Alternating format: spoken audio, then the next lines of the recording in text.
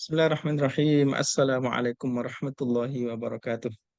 Waalaikumsalam warahmatullahi Alhamdulillahi rabbil alamin. Assalatu wassalamul atammanil akmalan ala habibina wa syafi'ina Muhammadin wa ala alihi wa ashabihi wa man tabi'ahum bi ihsanin ila yaumiddin. Allahumma anfa'na bima 'allamtana wa 'allimna ma yanfa'una. Rabbana zidna ilman nafi'a, amma ba'du. Yang pertama, alhamdulillah Allah berikan kesempatan kepada kita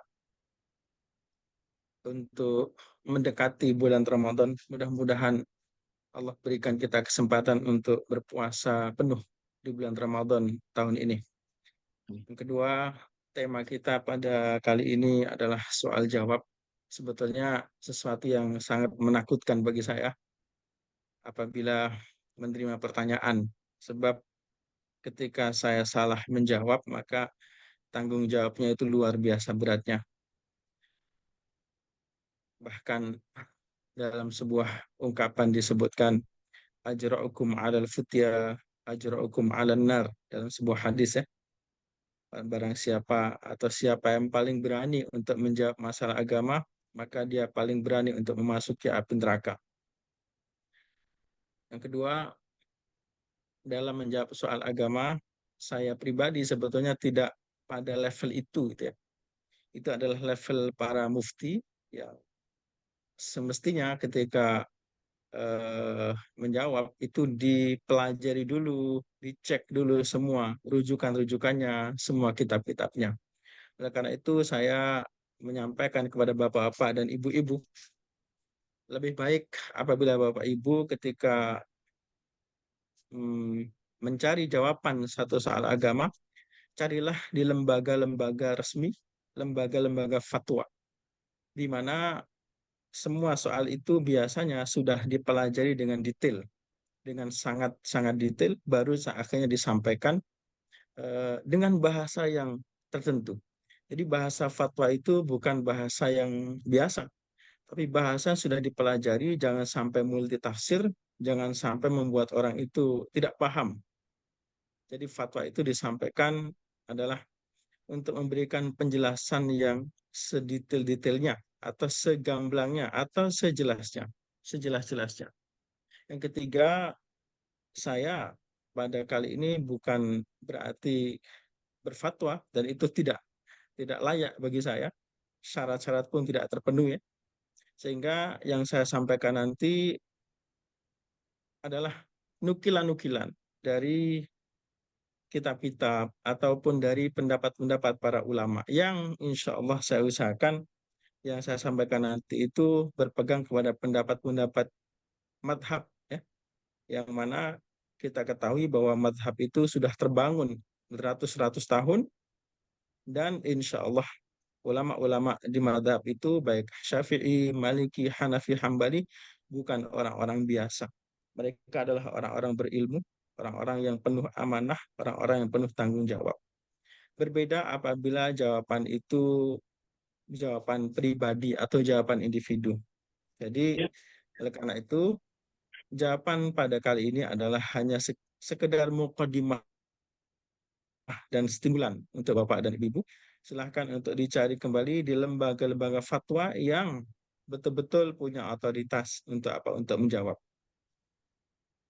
Tadi saya sampaikan kepada Bapak Ibu apabila ingin menerima atau bertanya tentang sesuatu persoalan agama, sebaiknya ke lembaga-lembaga yang resmi, karena di situ orang-orangnya insya Allah berkompeten.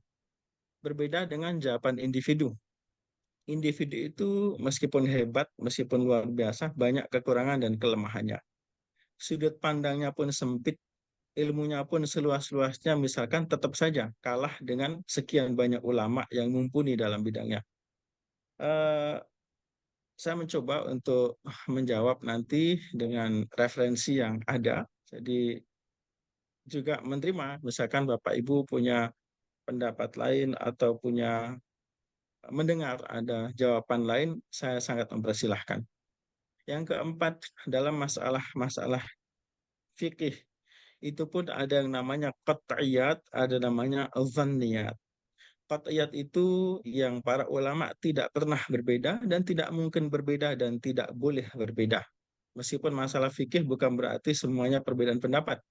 Jadi masalah fikih itu ada yang qat'i, qat'iyus subut, qat'iyud dilalah. Misalkan tentang kewajiban puasa Ramadan. Seluruh ulama tidak ada yang berbeda bahwa puasa Ramadan itu hukumnya fardu, wajib, tidak ada khilaf di situ. Dan tidak boleh ada khilaf. Tapi ada juga masalah-masalah yang khilafiyah. Apabila masalah itu masalah khilafiyah, insya Allah akan saya coba untuk memberikan penjelasan sesuai dengan khilaf yang ada. Jadi saya tidak akan membatasi satu pendapat, tapi akan saya sampaikan pendapat-pendapat lain yang masih dalam kategori pendapat madhab yang diterima oleh para ulama. Jadi bukan pendapat yang syadz. Pendapat syadz adalah pendapat yang nyeleneh, pendapat yang diriwayatkan tapi tidak diikuti oleh para ulama. Jadi ada banyak juga pendapat-pendapat yang asing-asing, yang aneh-aneh, tapi para ulama itu hanya melihat sebagai wacana tapi bukan fatwa. Itu mungkin Bapak Iqbal ya, sebagai muqaddimah sebelum saya menjawab. Jadi terkadang ketika seseorang menerima jawaban itu dianggap satu kepastian hukum gitu ya. Ya kita lihat kalau itu masalah qat'iyah ya insya Allah kepastian hukum. Tapi kalau masalah dzanniyah artinya menerima peluang berbeda.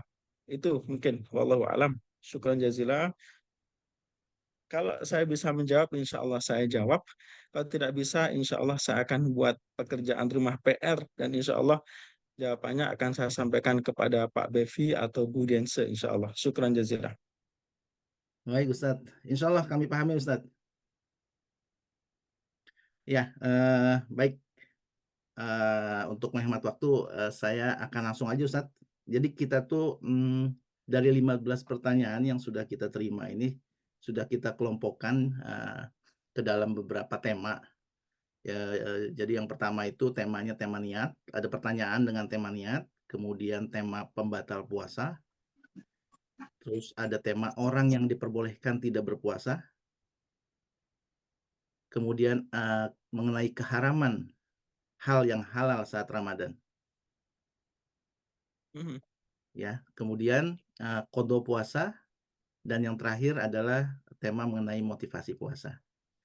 Jadi kita masuk ke tema niat dulu, Ustadz. Pertanyaan pertama, ya. Untuk pertanyaan pertama, ada pertanyaan, kapankah niat puasa Ramadan harus dimulai? Apakah dengan bangun sahur, bukankah sudah berniat untuk puasa? Dan apakah niat itu harus diulang setiap hari, Ustadz? Itu pertanyaan pertama. Silakan, Ustadz.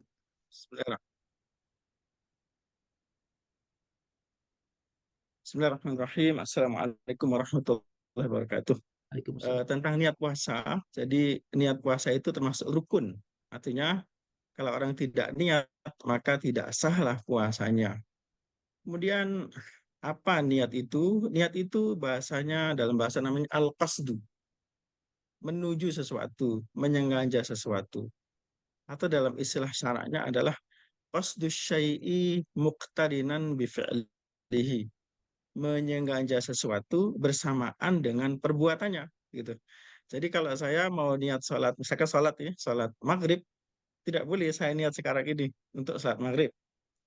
Kenapa? Karena niat saat ini tidak bersamaan dengan perbuatannya. Masih berapa jam di sini? Masih sekitar 2 jam lebih. Begitu. Jadi saya tidak sah kalau niat sekarang untuk maghrib nanti karena tidak bersamaan dengan waktunya. Itu. Haji juga begitu. Bapak Ibu kalau pergi umroh itu ada namanya ihram di miqat. Nah, kapan niatnya? Ya di tempat itu. Di tempat sebelum masuk ke miqat. Ya. Niat di situ. Nah, untuk puasa.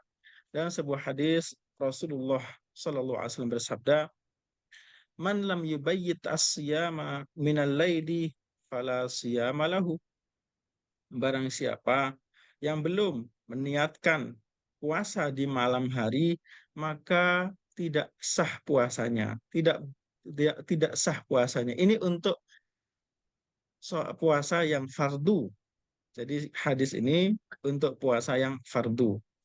Ah, bagaimanakah niat? Niat itu mahalluha al-qalbu. Niat itu tempatnya di dalam hati. Tetapi para ulama ada membahas perbedaan tentang apa at-talaffudzu bin niyah, melafazkan niat. Jadi misalkan haji Bapak Ibu ya, haji itu bahkan disunnahkan untuk dilafazkan niatnya. Makanya Bapak Ibu kalau pergi umrah atau haji kan niatnya begitu. Labbaik Allahumma umratan, labbaik Allahumma hajjan, itu dilafazkan. Nah, oleh karena itu ulama ada perbedaan. Apakah wudhu atau puasa atau apa namanya sholat dilafazkan atau tidak, itu ada perbedaan, tapi bukan tepatnya di saat ini untuk saya bahas. Nah, untuk puasa diniatkan di malam hari. Apa definisi malam hari itu? Jadi definisi malam hari itu adalah meniatkan di bagian-bagian tertentu, baik di awal, di tengah, atau di akhir. Diletakkan minal lail, min ghurubi syamsi ila tulu'il fajri. Mulai maghrib, jadi ketika matahari terbenam itu sudah malam. Jadi orang kalau habis maghrib, niat puasa Ramadan untuk besok, itu niatnya dianggap sah gitu ya. Ila tulu'il fajri, sampai nanti menjelang sahur gitu. Menjelang sahur dia niat untuk puasa. Meskipun nanti diselingi tidur, diselingi apa sholat raweh, diselingi apa, itu tidak mengganggu niat itu. Niat itu tetap sah sebab dia sudah niatkan di malam hari. Yang kedua, apakah niatnya itu setiap malam atau tidak? Ada dua pendapat. Pendapat jumhur ulama bahwa puasa setiap hari itu independen. Sama dengan sholat itu. Sholat zuhur sekarang berbeda dengan sholat zuhur besok. Berbeda dengan sholat zuhur kemarin. Setiap saya sholat zuhur, maka saya berniat untuk zuhur saat itu. Zuhur pada hari ini, bukan esok, bukan. Nah, puasa pun begitu. Jadi puasa itu menurut pendapat pertama itu ibadatun mustaqillatun fi kulli yaumin.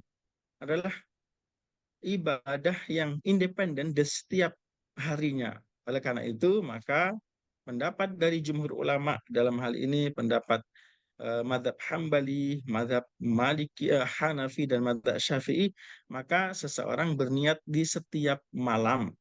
Adapun di madhab Syafi'i, Ramadan itu dianggap satu paket, maka diperbolehkan untuk niat global dari awal. Itu niat untuk seluruh bulan, satu bulan, biniyatin wahidah, dengan satu niat. Adapun niat itu ya dalam hati, dalam hati.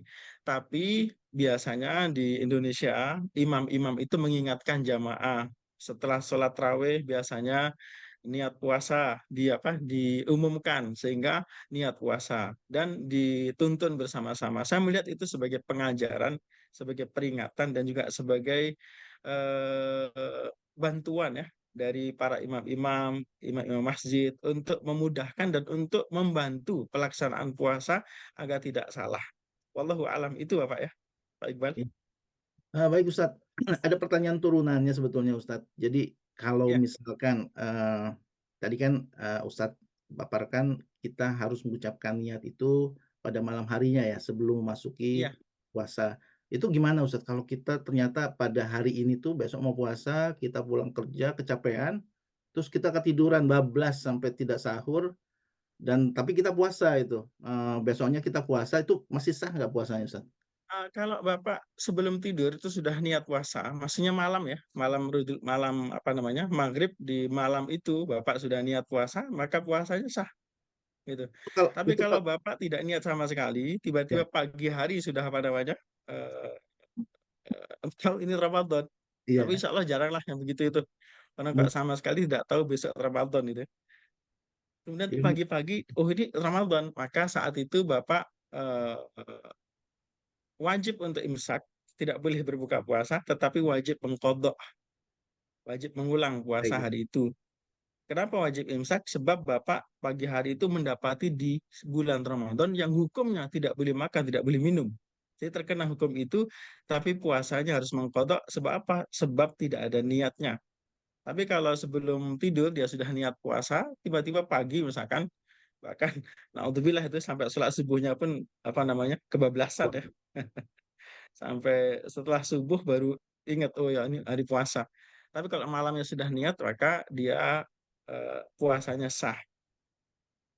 Baik Ustaz. Untuk lafaznya sendiri Itu, Ustaz, itu tadi saya sampaikan, Pak. Itu untuk puasa fardu, Bapak ya. Tapi kalau ya, untuk puasa sunnah, itu banyak dalil yang menyebutkan bahwa kalau untuk puasa sunnah, misalkan kita tahu pagi-pagi hari Senin, oh tiba-tiba pukul 7, pukul 8 pagi, pengen puasa lah, maka niat puasa saat itu boleh, sah hukumnya sebagai puasa sunnah.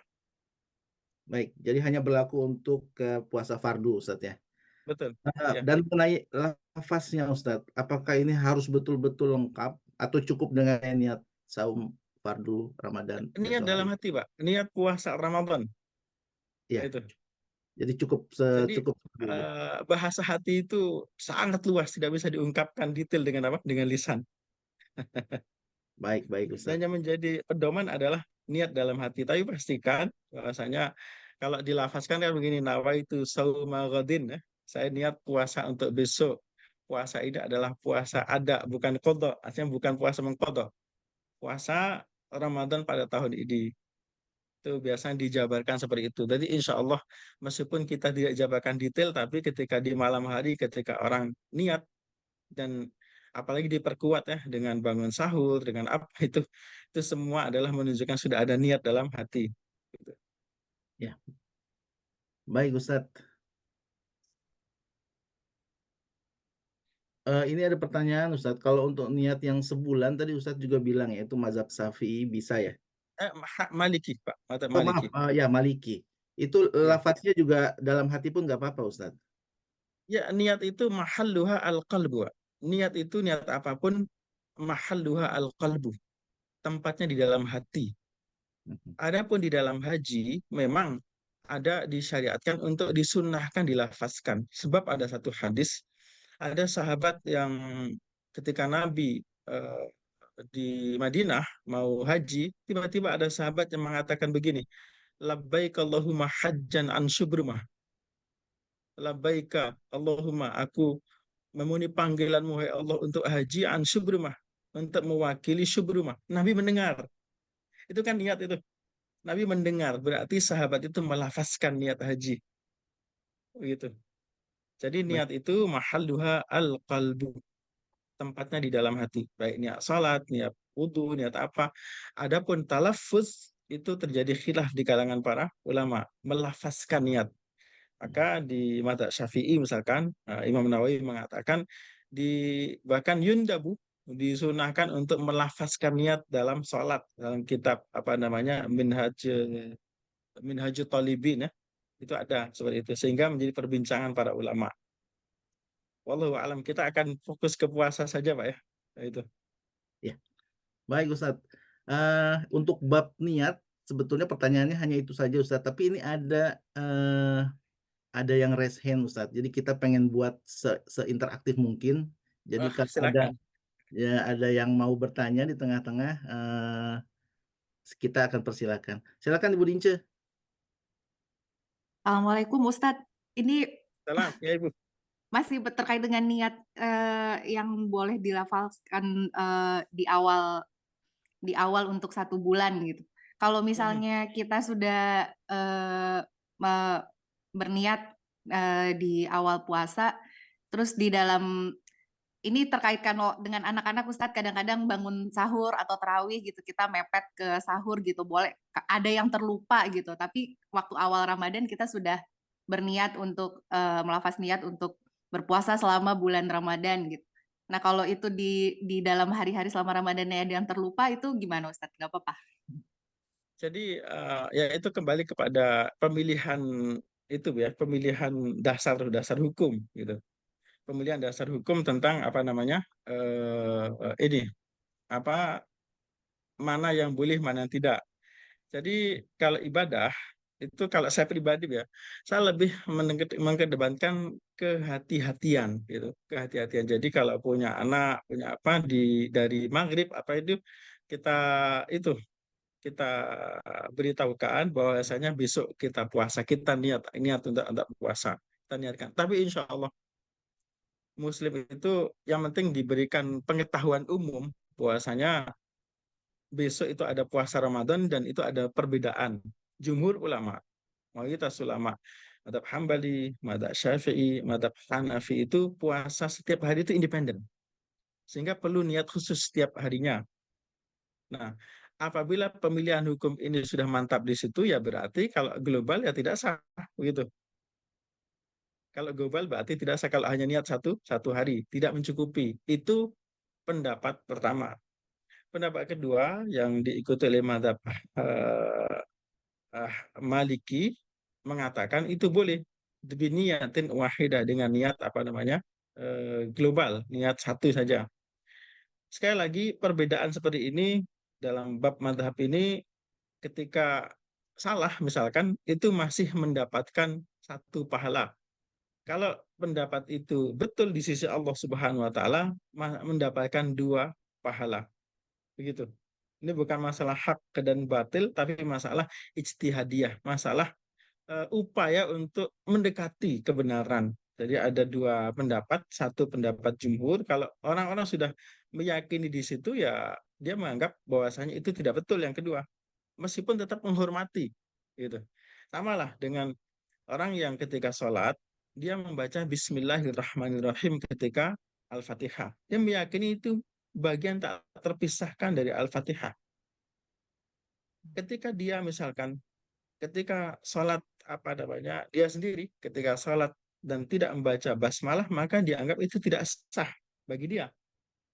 Tetapi dia menghormati seandainya dia pergi misalkan ke Afrika Utara dan sholat di belakang imam yang imamnya tidak membaca basmalah maka hukumnya sah. Hukumnya dianggap hukum sah. Tapi kalau dia sendiri maka dia menganggap itu tidak sah. Itulah perbedaan pendapat fikih yang saling menghormati tapi juga tidak kemudian membuat orang itu tidak punya pendirian gitu. Sama juga misalkan kalau orang Indonesia pergi haji, jadi kunut subuh itu dalam madzhab Syafi'i adalah sunnah abad. Kalau ditinggalkan maka seseorang sujud sahwi, disunnahkan sujud sahwi. Tapi ketika di Mekah imamnya tidak ada yang kunut subuh, maka dia mengikuti itu dan menghormati tata cara sholat mengikuti madhab Hambali yang ada di Makkah ataupun Madinah. Gitu. Itu Ibu Diansyah. Jadi tergantung pilihannya. Jadi kalau orang yang memang membesar di madzhab Syafi'i, biasanya yang mengikuti tiap malam itu meniatkan puasa Ramadan. Gitu. Baik Ustadz, terima kasih Ustadz penjelasannya. Sama-sama. Silakan Iya, dilanjut. Ibu. Ya, baik Ustadz. Kita lanjut ke tema pembatal puasa. Pembatal puasa. Kita punya 4 pertanyaan di sini Ustadz. Yang pertama, bila kita salah jam berbuka puasa, kita anggap kita lebih awal 1 menit sudah terlanjur minum Ustadz. Apakah itu membatalkan puasa? Karena sebagai informasi masjid di seputar Stavanger ini mereka punya selisih waktu yang agak-agak bervariasi nih Ustadz. Mungkin sekitar 5 menit Ya. antara masjid satu dengan masjid lain. Silakan Ustadz. Bismillahirrahmanirrahim. Sebetulnya kita menjadi susah saat ini karena ada menit-menit dan detik-detik ya, Pak Iqbal ya. Saya mau tanya ke Pak Iqbal. Wilayah Jakarta dan sekitarnya itu meliputi berapa wilayah, Pak ya? Ada berapa? 4 mungkin. Jakarta Selatan, Utara. Surabaya dan sekitarnya itu. Ya, Surabaya itu sampai ke Lamongan, sampai ke itu durasinya kira-kira 60 km lebih loh, Pak. ya. 60 Bapak bisa itu durasi apa namanya? Itu diameternya itu luar biasa luasnya itu. Kira-kira Surabaya dan sekitarnya atau Jakarta dan sekitar itu ada perbedaan nggak kira-kira Pak waktunya itu? Saya rasa ada Pasti Ustadz. beda kan? Ya. Pasti ada itu. Nah, di situ. Jadi 1 menit 1 detik yang seperti itu para ulama banyak memberikan dispensasi ya. Kalau sekedar, tapi kalau sampai sebanyak itu, contoh ini Pak, di tempat saya, kalau di Surabaya, Surabaya itu kan lebih timur, saya tinggal di Lamongan. Kalau di Surabaya sudah sampai hayya ala salah, di Lamongan itu baru mulai adzan. Itu biasanya begitu. Itu kakek saya dulu mengatakan begitu. Pokoknya kalau sudah hayya ala salah di Surabaya, di TV itu kita baru apa? Beradzan. Kenapa? Karena menghormati waktu, selisih waktu itu. Gitu. Nah, artinya pasti ada perbedaan. Jadi itu hanya perkiraan, Pak ya.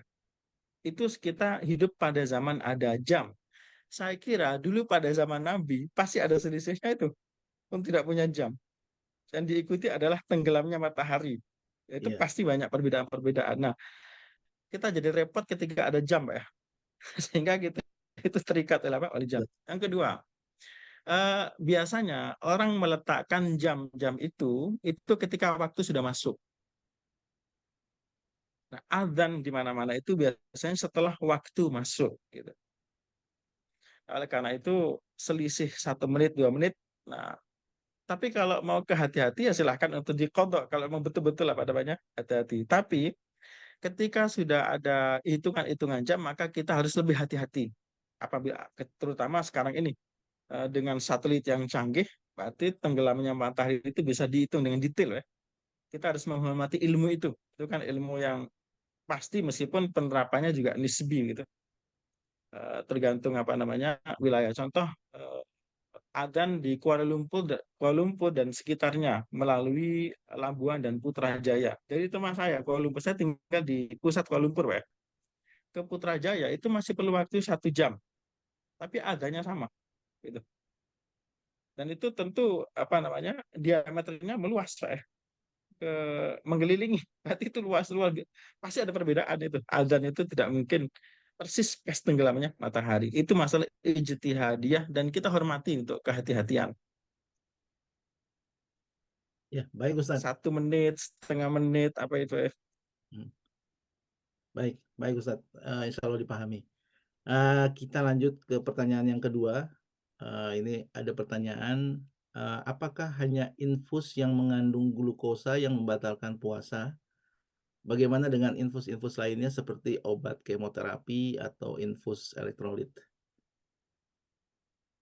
Masalah ini pernah dibahas oleh Majma' Fiqh Islami. Jadi Bapak Ibu kalau ingin tahu fatwa-fatwa yang menjadi rujukan dunia, itu bisa merujuk ke fatwa namanya Fiqh Academy, ya. Fiqh Academy itu insya Allah akan saya kirimkan apa namanya linknya ke Pak Bevi atau Ibu Dense tentang ini, tentang keputusan, ya, keputusan Majma' Fiqh Islami. Apa Majma' Fiqh Islami itu adalah lembaga fatwa, lembaga fikih dunia yang beranggotakan seluruh dunia Islam, baik ulama-ulama di bidang agamanya atau ulama-ulama yang kompeten di bidang masing-masing, kedokteran, astronomi, dan seterusnya. Nah, pada tahun 1997 itu diadakan satu musyawarah pembahasan tentang infus ini. Jadi ada tadi saya catat ya tentang apa saja yang ini. Was lil munaqasyat allati darat haulal mawdu. Ada pembahasan, ada munaqasyah diskusi yang membahas tentang isu ini bimusyarakatil fuqaha wal atibba yang diikuti oleh para ahli fikih dan juga para dokter. Wan nadhar fil adillati minal kitab wa sunnah dan juga memandang dalil-dalil Al-Qur'an dan sunnah dan juga pendapat-pendapat para fuqaha. Pertama adalah al-umur al-atiyah la tu'tabaru minal muftirat. Hal-hal berikut ini tidak termasuk di antara yang membatalkan puasa. Ini saya banyak ya, ada berapa ini? Ada 17 ya, ada 17. Di antaranya adalah misalkan ini obat tetes mata. Kemudian obat-obat yang diletakkan di bawah apa namanya lidah tapi tidak masuk ke dalam gitu. Kemudian memasukkan apa namanya pipa kecil ke misalkan ke saluran kencing dan seterusnya ketika operasi, itu pun tidak masuk batalkan puasa. Kemudian ini saya akan masuk ke pertanyaan tadi itu.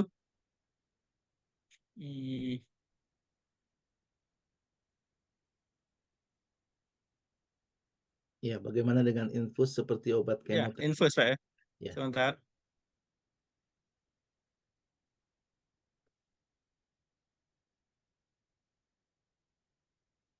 Ini.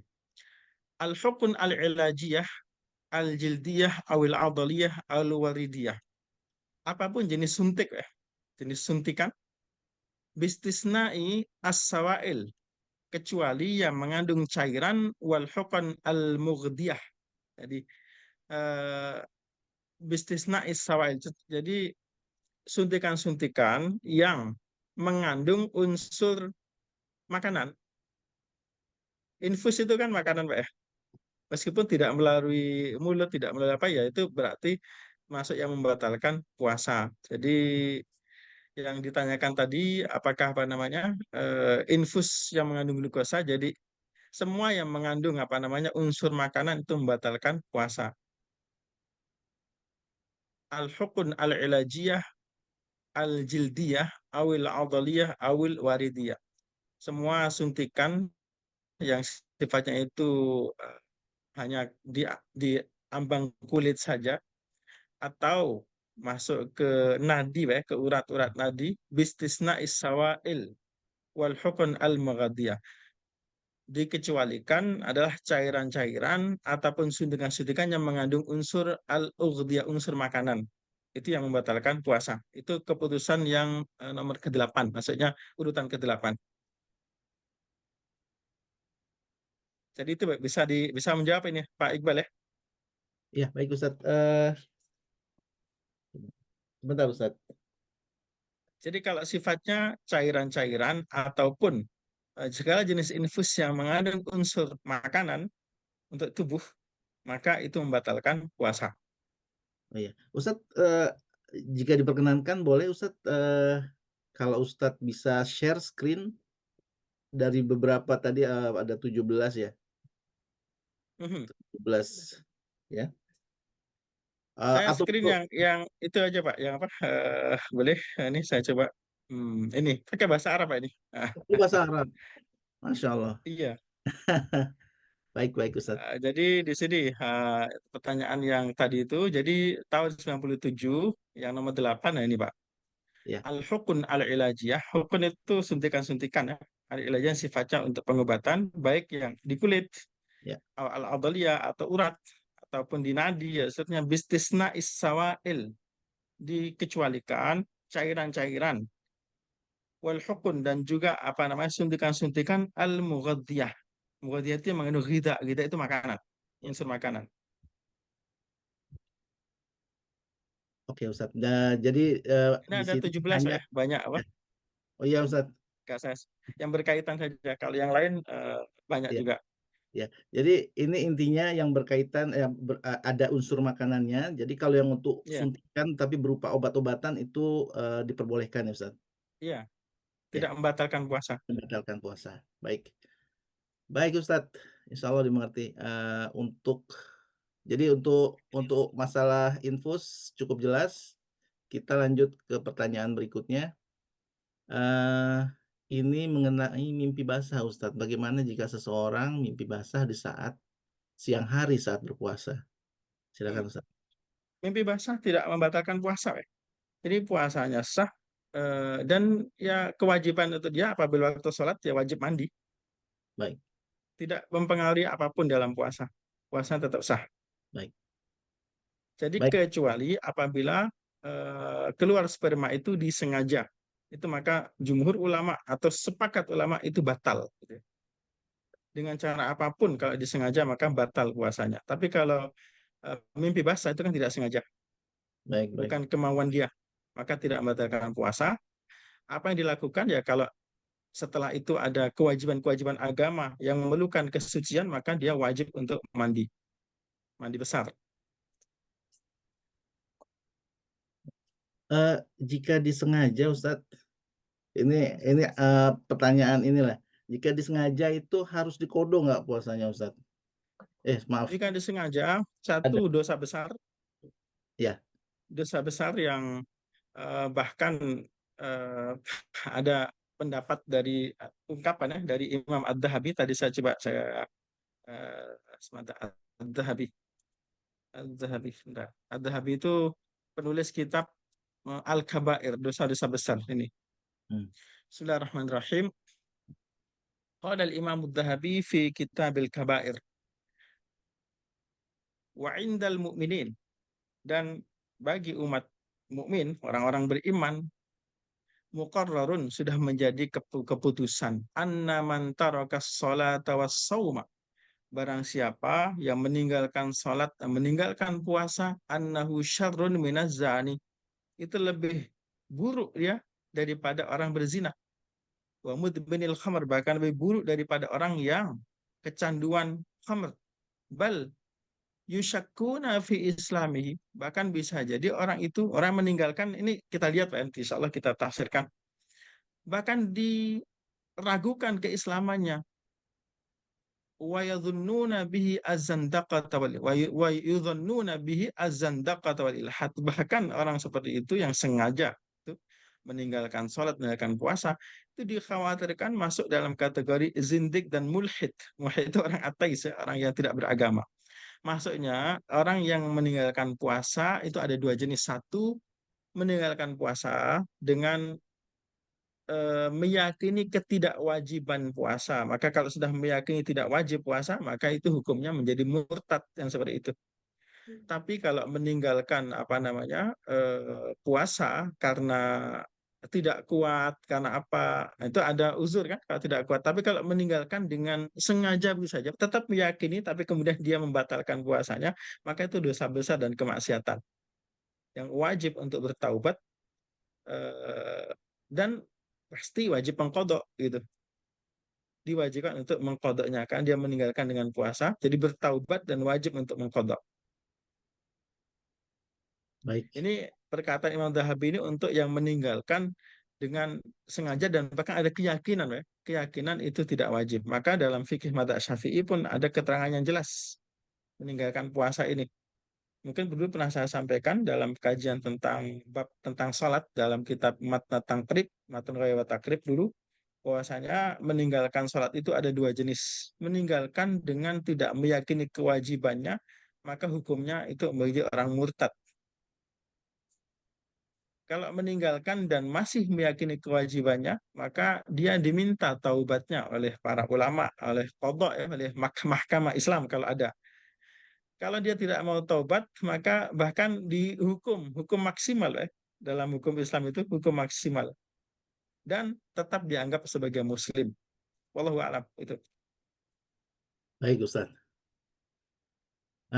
Kita lanjut ke pertanyaan berikutnya, Ustaz. Bagaimana bila seseorang wanita baru tahu dia haid setelah berbuka puasa saat akan sholat maghrib, tapi waktunya sudah mepet, sebagai contoh, Ustaz.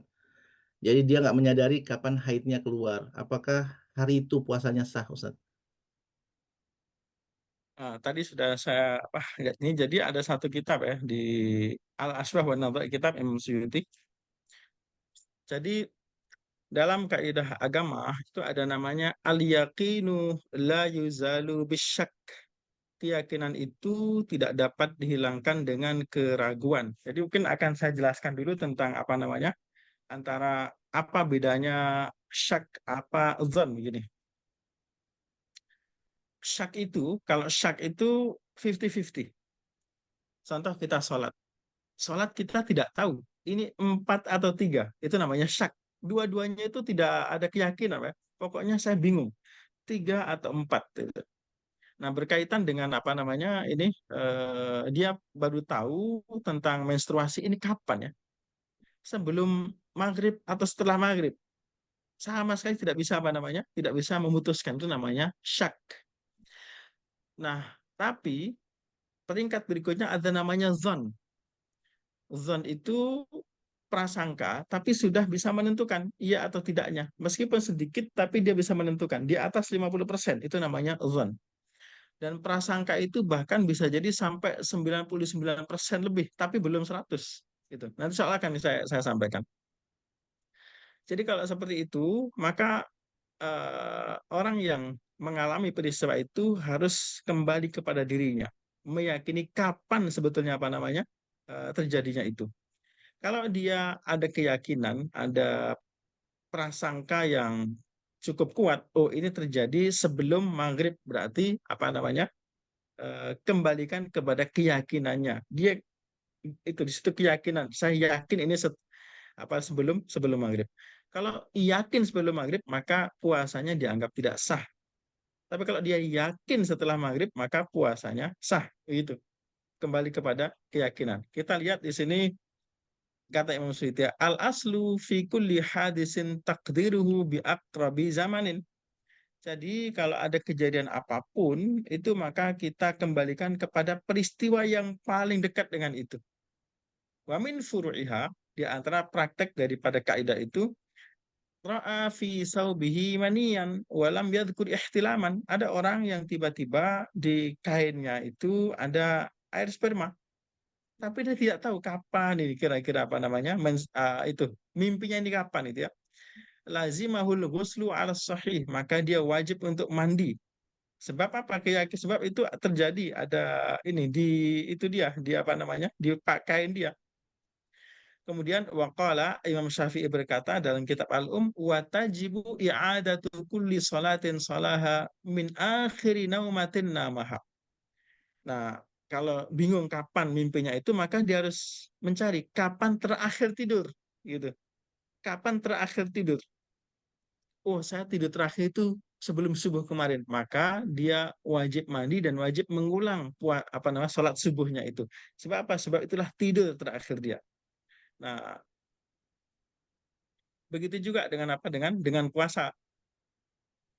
Ada Syekh Muhammad Mukhtar Syengkiti, ini guru saya ketika di Madinah. Saya mengaji dengan beliau di Masjid Nabawi, kitab Umdatul Ahkam namanya. Ini ada persoalan begini yang kira-kira sepertinya mirip dengan yang Bapak tanya tadi itu. Imra'atun ra'at syai'an min damil haidi ba'da salatil maghrib. Ada seorang ibu yang dia itu melihat darah setelah sholat maghrib. Walam ta'lam hal kana dzalika qabla al-ghurub am ba'dahu. Dan dia tidak tahu ini sebelum maghrib atau setelah maghrib. Famal hukmu binisbati li salatiha wa siyamiha. Terus bagaimana dengan puasa dan salatnya? Maka beliau menjawab, idza ra'ad dam wa ghalaba ala dhanniha annahu sabiqun lil ghurub fala iskala anna shauma dzalika al-yawm laghin wa yalzamuha qada'uhu. Jadi kalau dia memang berprasangka, prasangka itu bisa menjadi hukum apa ya? Tidak harus yakin. Kalau dia berprasangka bahwasanya itu sebelum maghrib, maka jelas tidak ada masalah lagi. Maka puasa pada hari itu dianggap batal dan wajib mengqadha. Wa amma idza kanat qad ghalaba ala dhanniha anna dam tari, tapi kalau dia berprasangka, menduga dengan tanda-tanda ini darah masih segar misalkan, dan ini terjadi setelah maghrib, pada iskala fi sihhati saumiha, kalau begitu maka tidak ada masalah tentang kesahihan puasa itu. Waluzumu salatil maghrib idza tahurat, dan dia wajib salat maghrib ketika dia suci misalkan, fa innaha taqdiha wa tusalliha. Jadi kalau dia memang yakin itu setelah maghrib, maka puasanya sah gitu ya. Itu. Terus tadi saya sampaikan prasangka itu menjadi hukum. Nah, begini, Bapak Ibu kan pegang uang nih, uang kertas di Norwegia. Uang kertas itu di Norwegia atau di Malaysia atau dimanapun itu berpindah-pindah tangan. Perpindahan tangan itu kita tidak bisa memastikan lagi apakah yang memegang itu tangannya suci atau tidak. Sekarang saya mau tanya ke Bapak dan Ibu. Uang yang Bapak Ibu pegang itu, apakah Bapak Ibu yakin itu suci? Yakin itu 100% ya, suci. Atau berprasangka saja itu suci. Kira-kira bagaimana Pak Iqbal? Mungkin lebih berprasangka aja Ustadz. Ya, Gitu. berprasangka gitu. Iya, Berprasangka, tapi prasangka menjadi hukum ya, gitu. iya. Sama juga Al-Imam Al-Iz bin Abdus Salam, beliau pernah menyampaikan orang yang datang ke jenazah seorang muslim dan dia datang mensolatinya. Pertanyaannya, apakah dia yakin yang datang itu bahwa jenazah itu ketika atau mayit itu ketika sebelum meninggal, dia meninggal dalam keadaan muslim? Atau hanya Allah yang tahu meninggal dalam keadaan Islam atau tidak? Maka kita ketika mendatangi jenazah itu berbaik sangka, sebab kita tidak tahu hakikatnya. Jadi sebetulnya banyak sekali Bapak Ibu sekalian hukum-hukum yang sebetulnya didasarkan kepada praduga, dan itu menjadi hukum. Termasuk uang yang kita pegang. Kita hukumi suci bukan karena penelitian ke laboratorium. Kalau Bapak Ibu bawa ke laboratorium bisa jadi keluar macam-macam itu. hakikat dari uang itu. Tangan yang kena ini, tangan kena itu. Tapi kita berprasangka bahwa itu adalah suci. Kenapa? Kita tidak bisa membuktikan bahwa ada najis di situ. Wallahu a'lam. Kira-kira jelas ya Pak Iqbal atau gimana? Pak Iqbal di mute, Pak Iqbal.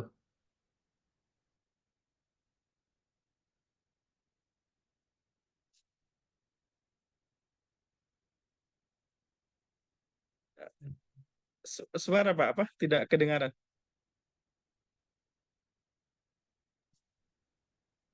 Maaf di unmute soalnya. Oke, Ustadz, cukup jelas Ustadz, karena tidak ada pertanyaan tambahan ini dari peserta kajian, terutama dari ibu-ibu. Jadi kita lanjutkan saja Ustadz ke pertanyaan berikutnya. Untuk pertanyaan berikutnya ini masuk bab orang yang diperbolehkan untuk tidak berpuasa, Ustadz. Jadi pertanyaan pertama, apabila seseorang melakukan safar saat Ramadan, apakah dia boleh berniat tidak berpuasa? Dan bila perjalanan dilakukan, bolehkah dia berniat tidak berpuasa bila perjalanan dilakukan sesudah subuh? Atau harus tetap berpuasa dulu sampai akhirnya berangkat? Dan berapa jauh jarak yang harus ditempuh untuk boleh membatalkan puasanya, Ustaz? Silakan, Ustaz. Bismillahirrahmanirrahim. Jadi apabila ada orang yang berniat untuk bepergian, maka ketika dia masih di rumah, maka dia tetap wajib untuk meniatkan puasanya. Kenapa? Perjalanan belum terjadi.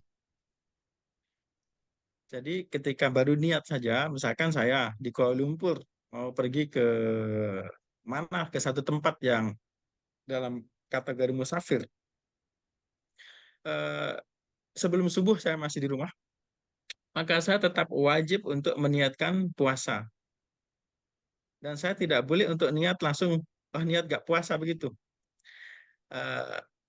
Kemudian ketika saya sudah sudah di pagi hari, sudah keluar rumah, maka ini wa innama yastabihul fitrah, dia boleh untuk berbuka idza kharaja minal balad, ketika keluar dari balad, dari tempat saya.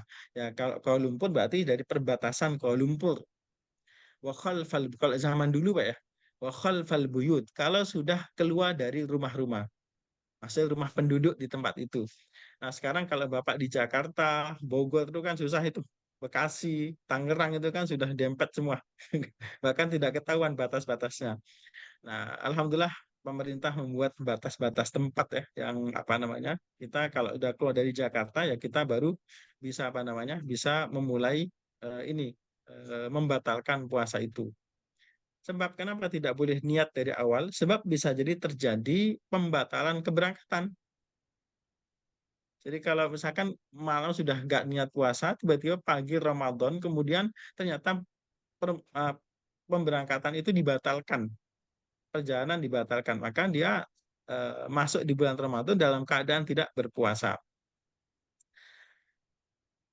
Al-Imam Ibnu Qudamah mengatakan dalam kitabnya Al-Mughni, idza sabata hata, kalau begitu, fa innahu, saya buka ya, biar kita sama-sama baca ungkapan beliau. Nah ini. Idza sabata hada fa innahu la yubahu lahul fitru.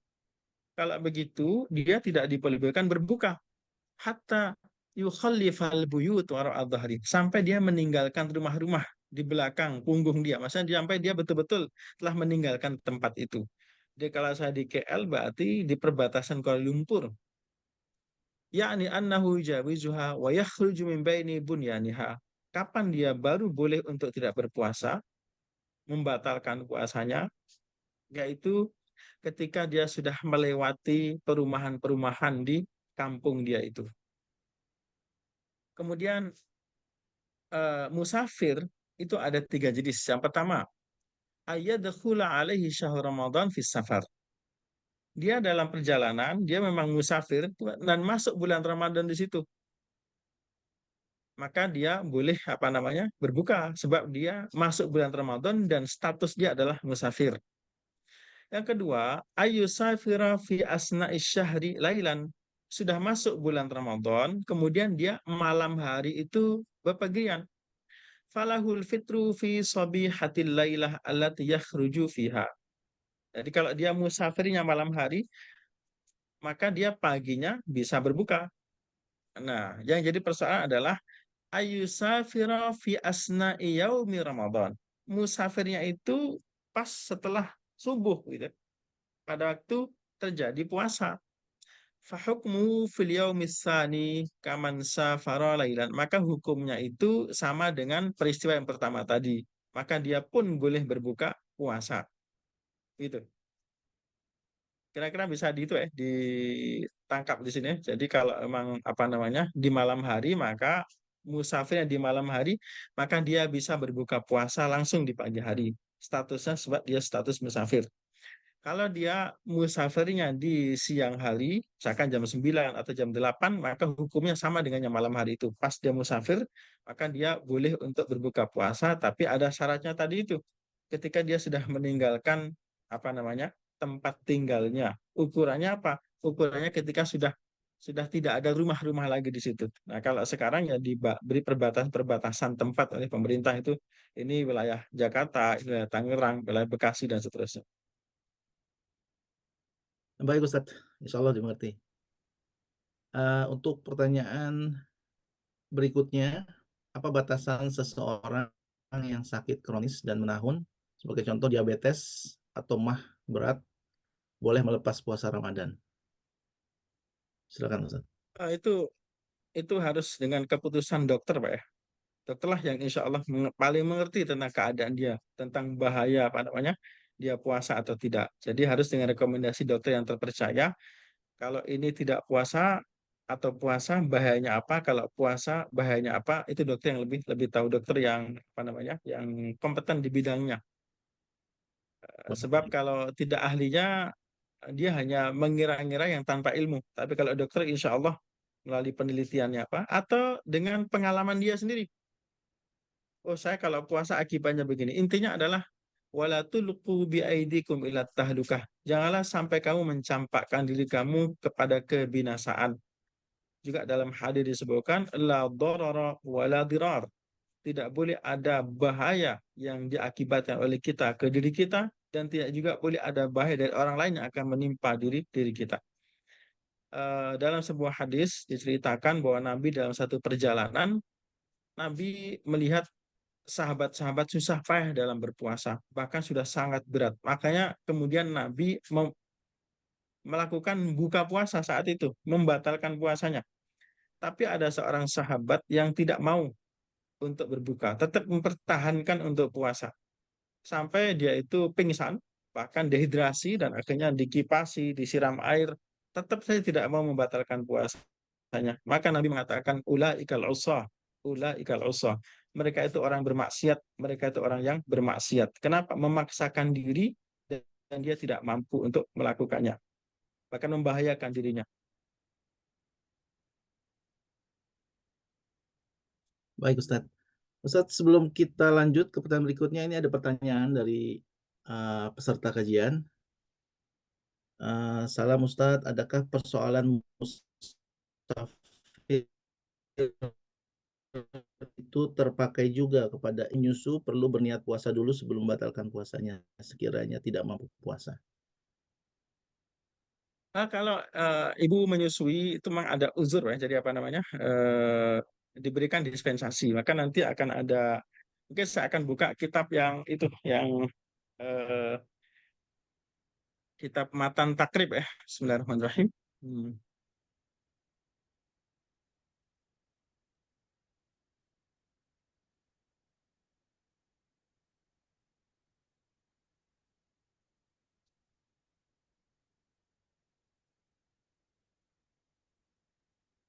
Oke, saya buka ini. Bismillah.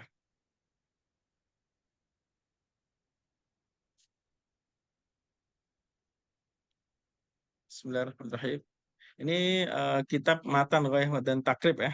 Di Saya buka di sini. Bismillah. Wasyaikhu dan syekh orang tua in ajaza anis saumi yuftiru.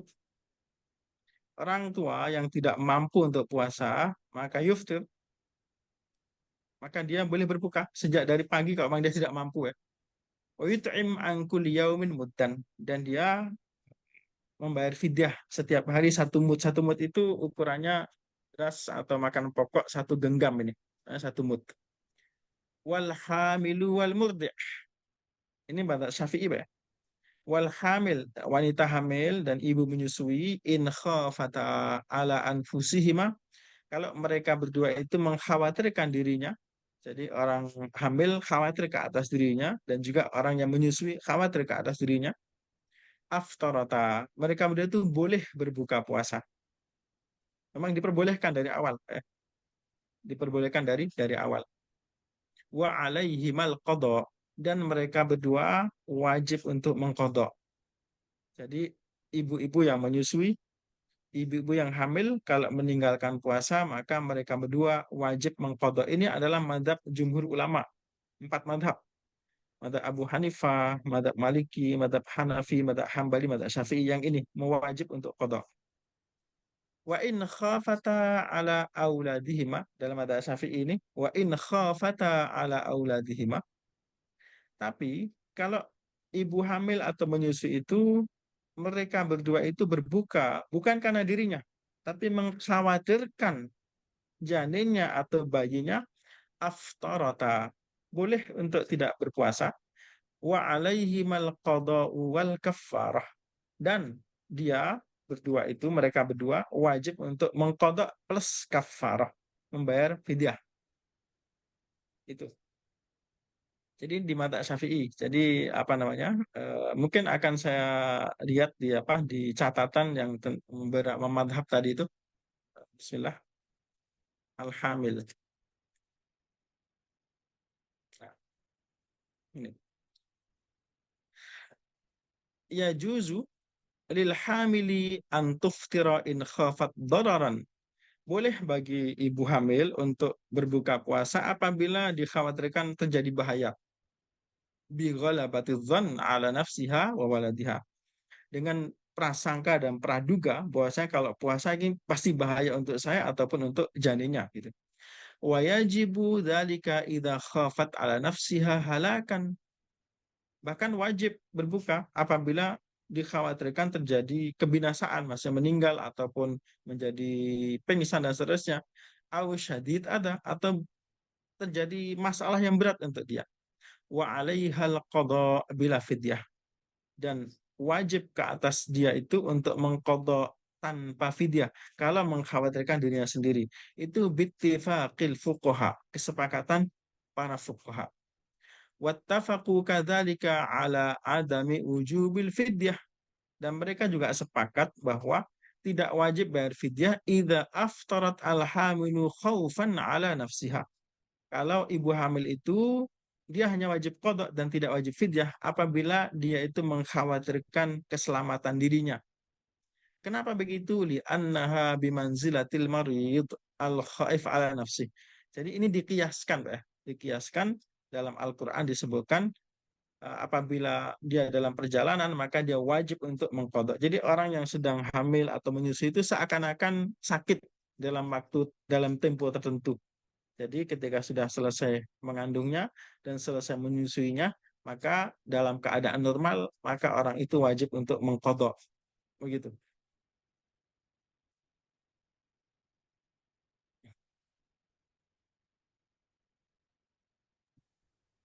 Baik Ustaz, Tapi seperti ini Pak ya, ada dalam buku namanya apa namanya? Fikih Sunnah karya Said Sabiq, itu diberikan pendapat Ibnu Abbas, yang tentu ibu-ibu sangat sangat bergembira itu mendengar apa namanya keputusan Ibnu Abbas itu, bahwasanya itu hanya membayar fidyah, tetapi itu tidak keputusan 4 mazhab. Kalau 4 mazhab itu tetap wajib mengqadha. Nah, saya akan sampaikan begini Bapak Ibu ya. 4 mazhab itu bukan berarti kebenaran mutlak, tetapi kita bisa bayangkan ya, ketika 4 mazhab itu berkumpul dan bersatu dengan satu hukum, itu berarti sesuatu yang luar biasa. Sebab apa? Sebab itu keputusan dari orang-orang hebat-hebat dan berabad-abad sejak zaman dulu gitu. Dan mereka juga tahu tentang fatwa Ibnu Abbas, tapi mereka tidak mengambilnya sebagai keputusan hukum. Tentu karena satu dan lain hal, beliau-beliau itu lebih memilih untuk memilih mengkodok tadi itu. Oleh karena itu saya sampaikan bukan berarti kemudian menganjurkan itu, tapi hanya informasi saja bahwasanya ada pendapat dari fatwa Ibnu Abbas, ibu yang hamil ataupun menyusui itu cukup membayar fidyah, tetapi itu bukan pilihan mazhab 4. Mazhab 4 itu kalau kita lihat bukan orang biasa, mereka orang-orang yang insya Allah ilmunya juga hebat-hebat dan ada beratus-ratus ulama dalam madhab itu. Dan insya Allah fatwa itu fatwa yang sangat bertanggung jawab. Wallahu a'lam.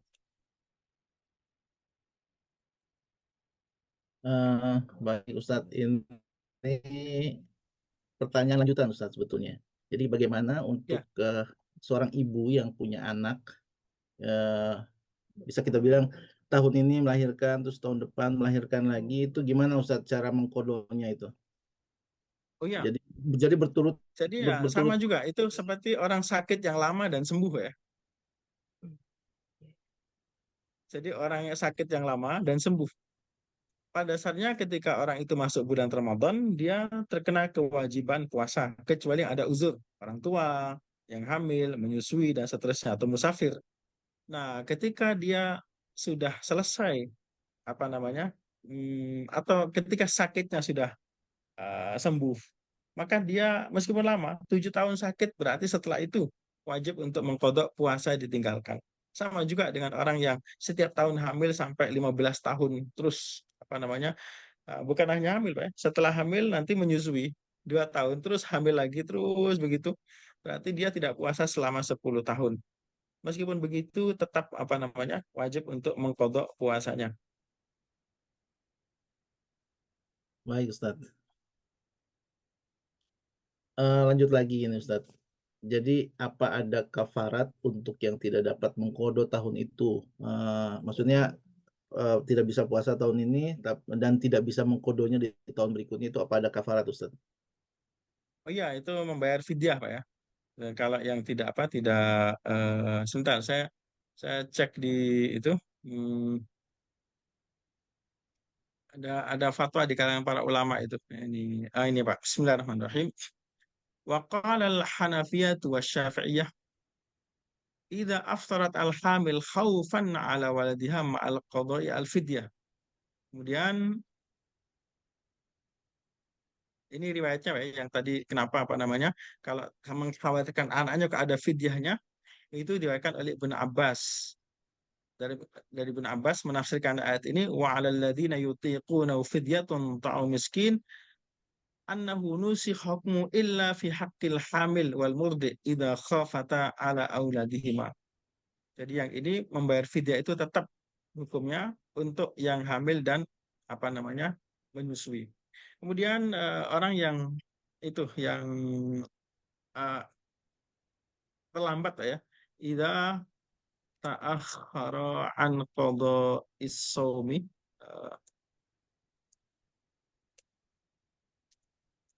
shaum,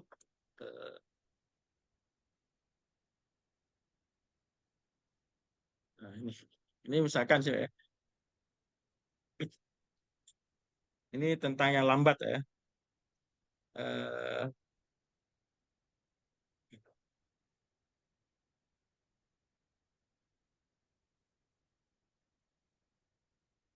tentu di madzhab Hambali misalkan, Pak ya.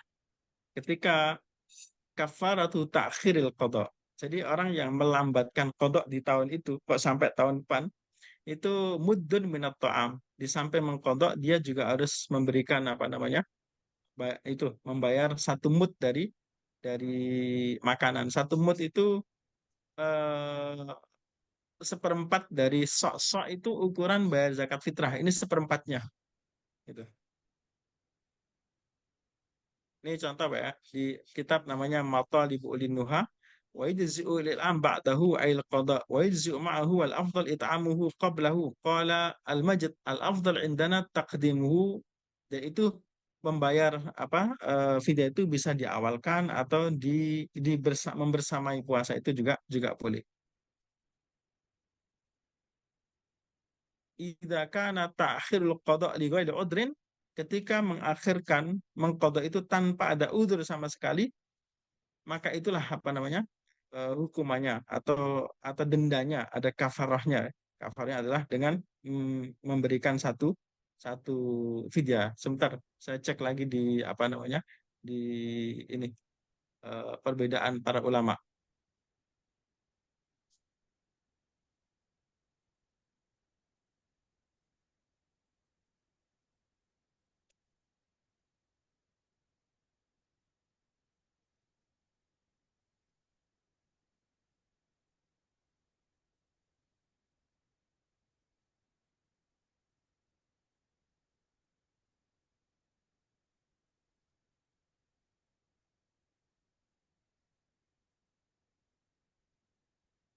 Oke.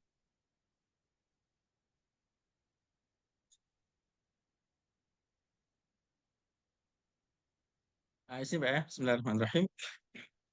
Jadi bagi orang yang meninggalkan puasa, kemudian dia mengqadha, apabila mengakhirkan qadanya itu karena ada uzur syar'i, maka dia hanya mengqadha saja tanpa ada konsekuensi. Tapi kalau mengakhirkan itu li ghairi udrin, mengakhirkan qadha tanpa udzur, maka sebetulnya telah bersalah dia karena tanpa udzur dan kemudian mengakhirkan wa alaihil qadha. Kemudian apakah wajib membayar fidyah atau tidak? Khilafun bainal ulama. Wal jumhur ala luzumil fidyah. Jumhur ulama, mayoritas ulama, ketika orang mengakhirkan tanpa ada uzur, maka diwajibkan untuk membayar fidyah. Yaitu it'amu miskinin an kulli yaumin. Memberikan makan bagi satu orang miskin setiap hari dia mengakhirkan qadanya itu. Itu ya, mungkin. Ya, baik Ustaz. Insya Allah dimengerti. Jadi yang saya sampaikan saya berikan referensi, jadi bisa dirujuk nanti ke kitab-kitabnya.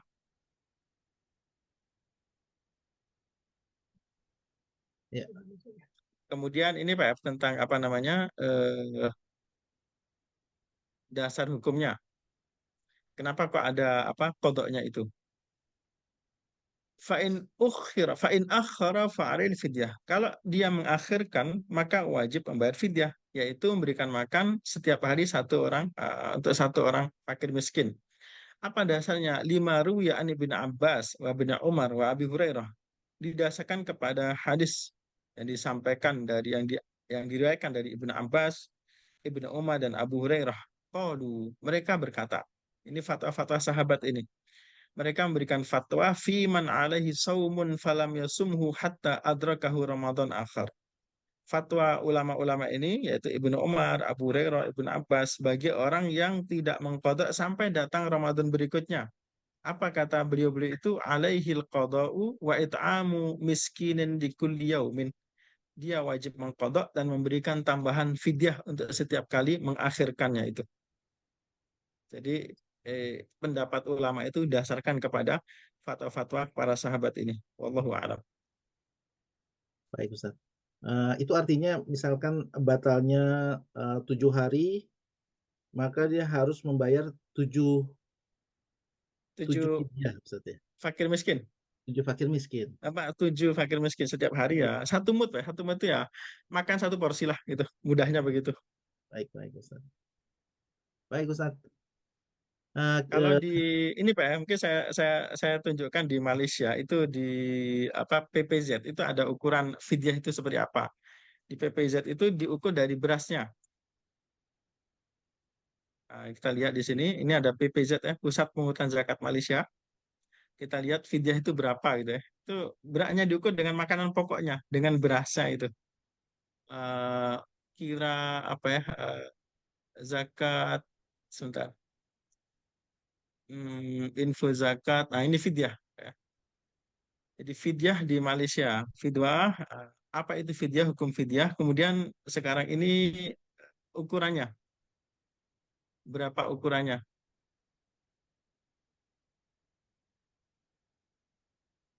hukum fidyah, golongan fidyah,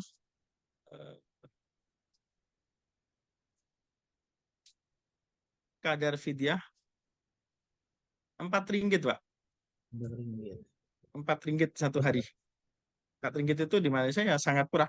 Nah, mungkin sekitar Makan paling murah itu sekitar 5 gitu ya, atau ini di sini 4 ringgit.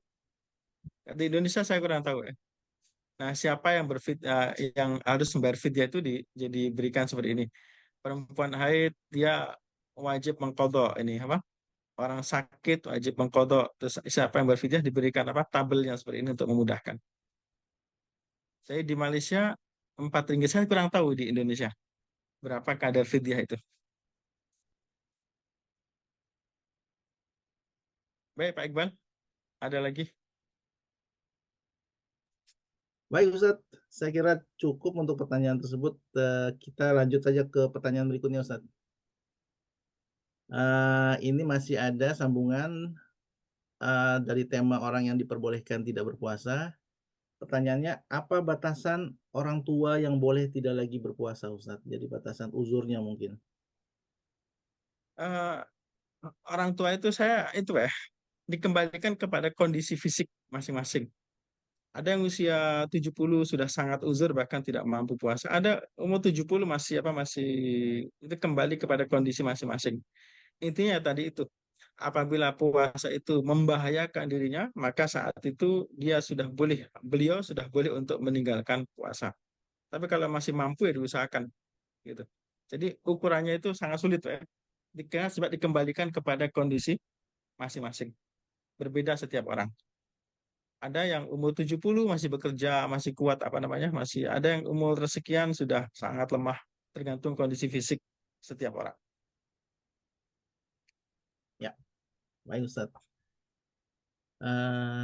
Untuk pertanyaan berikutnya ini kita sudah berganti bab Ustadz. Ini mengenai keharaman hal yang halal saat Ramadan. Untuk pertanyaan pertama, apabila pengantin baru melakukan safar dan memilih untuk tidak puasa, saat tiba di tujuan belum maghrib, apakah mereka boleh melakukan berjima? Dan kalau sengaja tidak puasa agar bisa berjima, itu bagaimana hukumnya Ustaz? Tadi kita lihat niatnya tadi itu. Kalau emang dia musafir, maka dia ya boleh berbuka dengan segala semuanya itu. Karena dia statusnya tidak wajib berpuasa. Kalau emang dia musafir. Tapi kalau dia memang punya niat tertentu, contohnya di Kuala Lumpur, pengantin baru, kemudian dia meniatkan untuk keluar dari Kuala Lumpur dengan niat tertentu. Nah, itu disebut dengan dalam bahasa namanya hilah, ya. Dalam bahasa Indonesia, dalam bahasa namanya hilah. Hilah mengelabui untuk mendapatkan hukum. Contoh misalkan orang yang memiliki 40 kambing. 40 kambing itu sudah mencapai nisab untuk membayar zakat. Dia tahu, oh ini sudah waktunya untuk bayar zakat ini. Agar tidak sampai 40, satu disembelih, Pak. Dia nggak pernah 40 pokoknya biar kambingnya itu nggak pernah sampai 40. Nah, yang seperti itu disebut dengan hilah. Hilah itu adalah upaya untuk lari dari dari hukum dengan seakan-akan sah menurut agama. Ya, itu tentu secara fikih, Pak. Yang seperti itu ya zahirnya boleh. Tapi fikih itu kan dalam Islam itu ada 3. Jadi kita dalam beragama ini ada 3. Nabi ketika ditanya oleh Jibril alaihissalam, akhbirni anil iman, beritahu aku tentang iman. Kemudian yang kedua, akhbirni anil Islam, beritahu aku tentang Islam. Yang ketiga, akhbirni anil ihsan. Jadi dalam agama itu 3 paket ini harus ada. Jadi satu, akidahnya, keyakinannya juga harus mantap. Yang kedua, syariatnya harus betul. Yang ketiga harus ada akhlak. Contoh misalkan Bapak ya, seorang yang sholat ya, dia di rumah punya baju bagus-bagus. Kemudian dia sholat. Ketika sholat dia tahu batas aurat laki-laki itu dari pusat sampai lutut, itu auratnya. Kemudian dia sholat menggunakan itu. Menggunakan pakaian yang pokoknya dari pusat sampai lutut. Menurut fikih Pak ya, menurut fikih zahirnya itu sholatnya sah atau tidak itu Pak Iqbal? salatnya sah sebab telah menutup aurat ya. Ya, Tapi kalau kita lihat dari kacamata akhlak, dari kacamata bagaimana dia menghadap kepada Allah pada saat dia punya pakaian bagus-bagus, tentu malah memilih pakaian seperti itu. Tentu saat itu dalam hukum fikih itu sah, tapi dalam hukum akhlak dan juga dalam hukum bagaimana penghormatan dia kepada Allah Ta'ala itu yang tidak betul. Sama contoh begini, seorang laki-laki yang dia sudah punya istri dan punya anak, kemudian dia pergi ke satu tempat, dan di tempat itu dia nikah tanpa memberitahu istrinya, tanpa memberitahu orang tuanya, tanpa memberitahu semua keluarganya. Dia hanya menikah di satu tempat dengan sembunyi-sembunyi. Pokoknya keluarga besar di negaranya gak ada yang tahu. Dan pernikahan itu berjalan dengan syarat, rukun, saksi, semua ada. Dalam fikih, pernikahan itu hukumnya sah. Tetapi kalau kita kembali kepada akhlak, tentu keluarga besar pasti sangat kecewa. Istrinya sangat kecewa, anaknya pun kecewa, keluarga besarnya pun kecewa. Jadi fikih itu tidak hanya apa namanya, tidak hanya zahir, tapi juga apa namanya, perlu ada akhlak. Oleh karena itu dulu ada satu ungkapan begini, man tafaqqaha walam yatasawwaf. Kalau nggak salah ini ungkapan Imam Syafi'i, Pak. Sebentar saya coba itunya. Man tafaqqaha.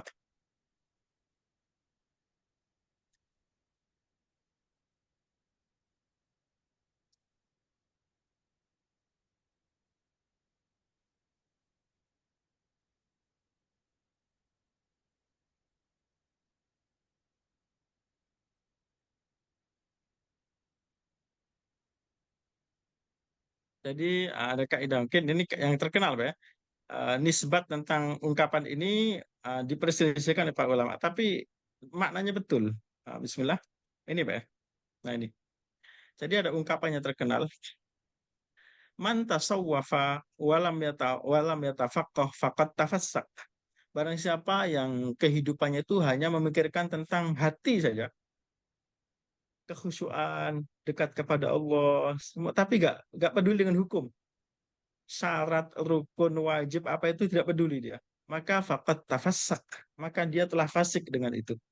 Waman tafaqqaha, barang siapa yang dalam kehidupannya memenuhi standar fikih, walam yatasawwaf, tapi tidak ada rasa, tidak ada akhlak dalam praktek fikihnya itu, fakat tazandak, maka dia telah terjebak kepada hukum zindik, maksudnya orang yang seakan-akan tidak beragama.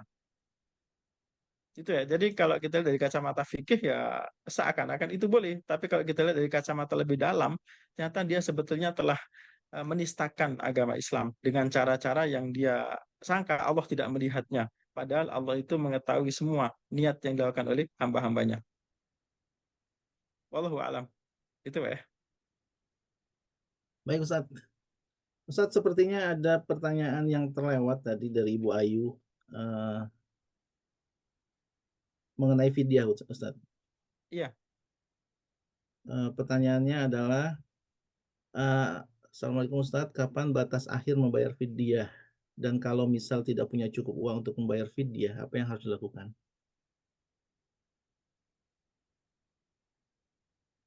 Eh,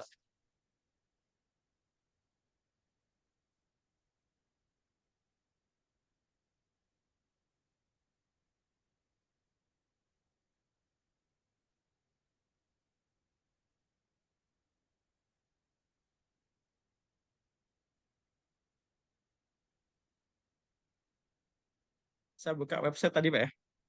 Baik Ustadz.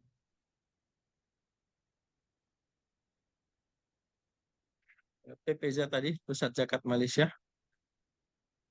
Sebentar. Bab tentang fidyah.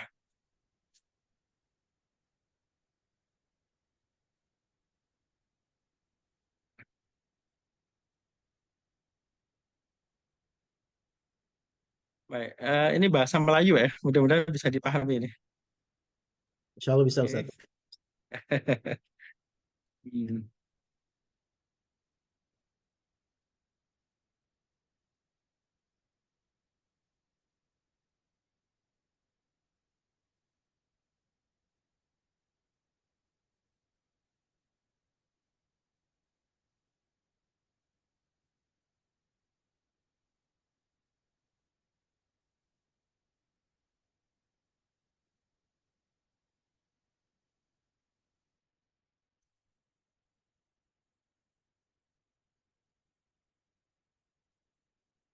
Bismillahirrahmanirrahim. Eh,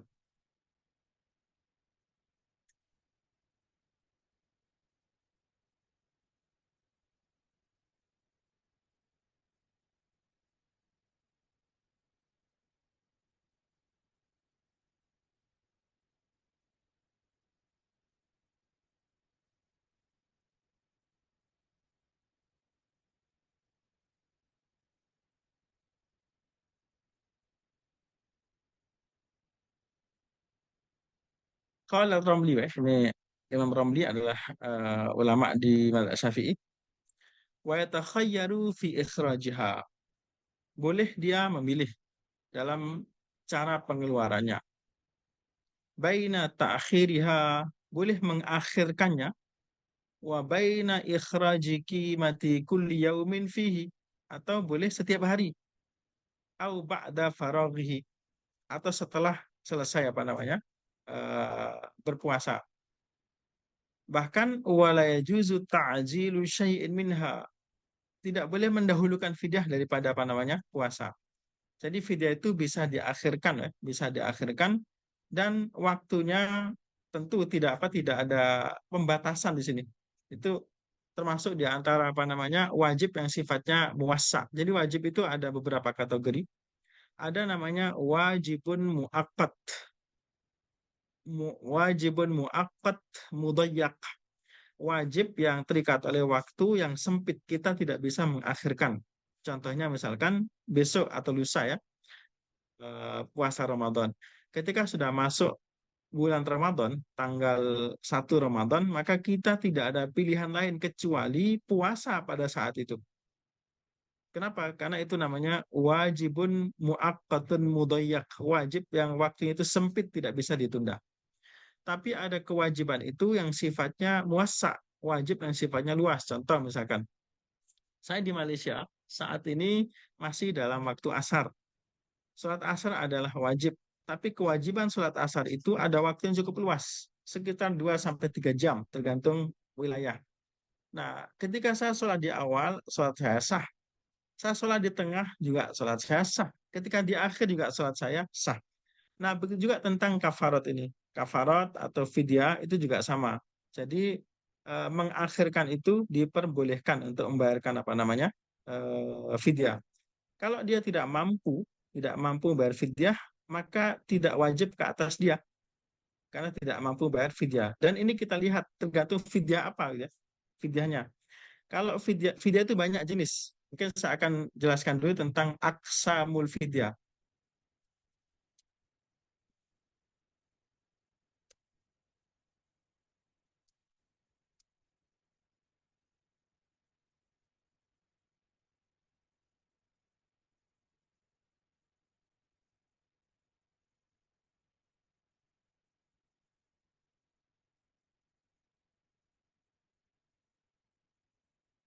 Jadi fidyah itu bukan hanya di bab puasa ya, maka saya harus menjelaskan tentang banyak jenis tentang fidyah. Oke, bismillahirrahmanirrahim.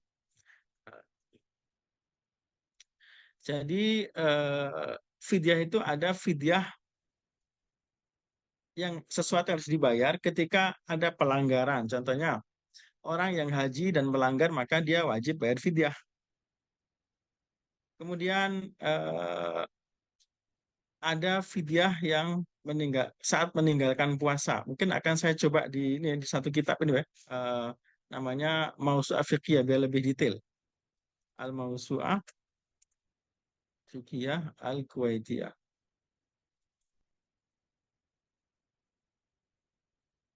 Baik, kita lihat satu istilah namanya fidyah di bab fa. Fidyah. Ain, ghain, fa. Maaf. Nanti akan ada istilah fidyah. Bismillah. Fidyah. Nah, di sini. Jadi fidyah, bismillah.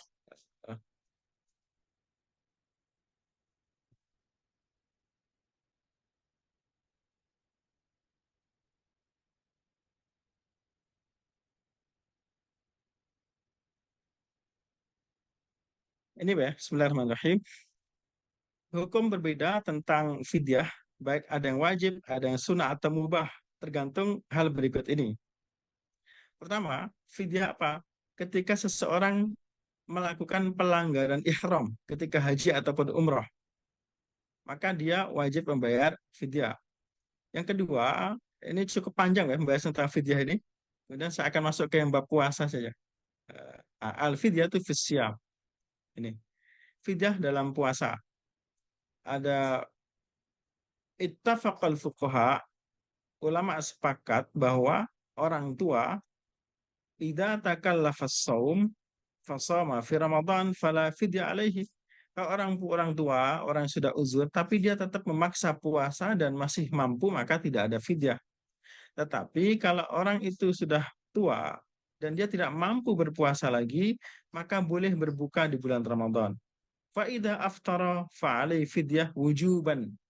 Kalau dia tidak mampu puasa dan dia meninggalkan puasa pada saat itu, maka dia wajib untuk membayar fidyah dengan wajib. Apa dasarnya?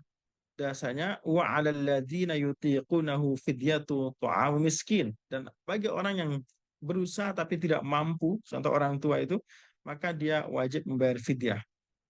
Jadi fidyah puasa. Kemudian miqdarul fidyah, berapa jumlah fidyah. Kalau tadi saya sebutkan adalah satu mud itu ya satu genggam dari makanan pokok. Kemudian isyratul yasar fi wujubil fidyah. Dalam madhab Hanafi, dhahabal Hanafiyah ila annal fidyah tajibu law kana musiran. Dalam madhab Hanafi, fidyah itu wajib kalau orang itu mampu. Kalau orang itu mampu untuk membayar. Kemudian waqala an-Nawawi, Nawawi berkata, idza aujabna al-fidyah 'ala syekh wa kana mu'siran hal yalzamuhu idza aysara am yaskut anhu. Kalau ada orang tua yang dia tidak mampu puasa, kalau mampu untuk bayar fidyah ya membayar, tapi kalau dia tidak mampu untuk membayar, apakah fidyah itu gugur? Fihi qaulan, ada dua pendapat.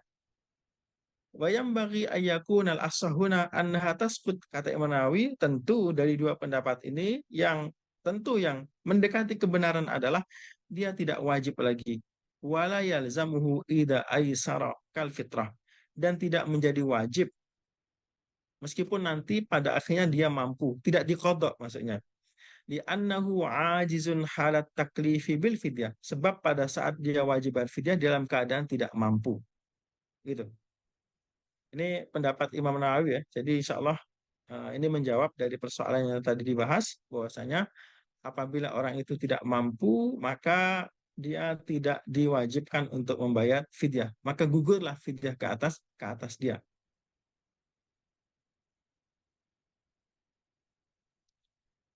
Berikutnya tentang mendahulukan fidyah. Apakah boleh sebelum Ramadan atau sebelum puasa dia sudah membayar fidyah? Ikhtalafal fuqaha. Para fuqaha berbeda pendapat. Apakah boleh orang tidak mampu berpuasa atau sakit yang sudah tidak mungkin untuk sembuh untuk mendahulukan fidyah? Fa'ajazal hanafiyatu daf'al fidyati fi awal syahr. Dalam madhab Hanafi boleh di awal bulan. Seperti juga boleh dibayar di akhir bulan. Dalam pendapat Imam Nawawi, ittafaqa ashabuna ala anhu la yajuz. Kalau dalam madhab Syafi'i, mendahulukan fidyah itu tidak boleh qabla dukhuli Ramadan, sebelum masuk bulan Ramadan. Wa yajuzu ba'da tulu'i fajri kulli yaumin, dan boleh ketika pagi hari meskipun puasa belum habis, pagi-pagi sudah membayar fidyah. Wa hal yajuzu qabla fajrin fi Ramadan? Wa hal yajuzu qabla al-fajr? Apakah boleh dibayar sebelum subuh? Qata ad-Darimi bil jawazi wa shawab. Meskipun sebelum subuh itu dibolehkan. Itu saya kira cukup detail ya Pak Iqbal tentang pembayaran fidyah.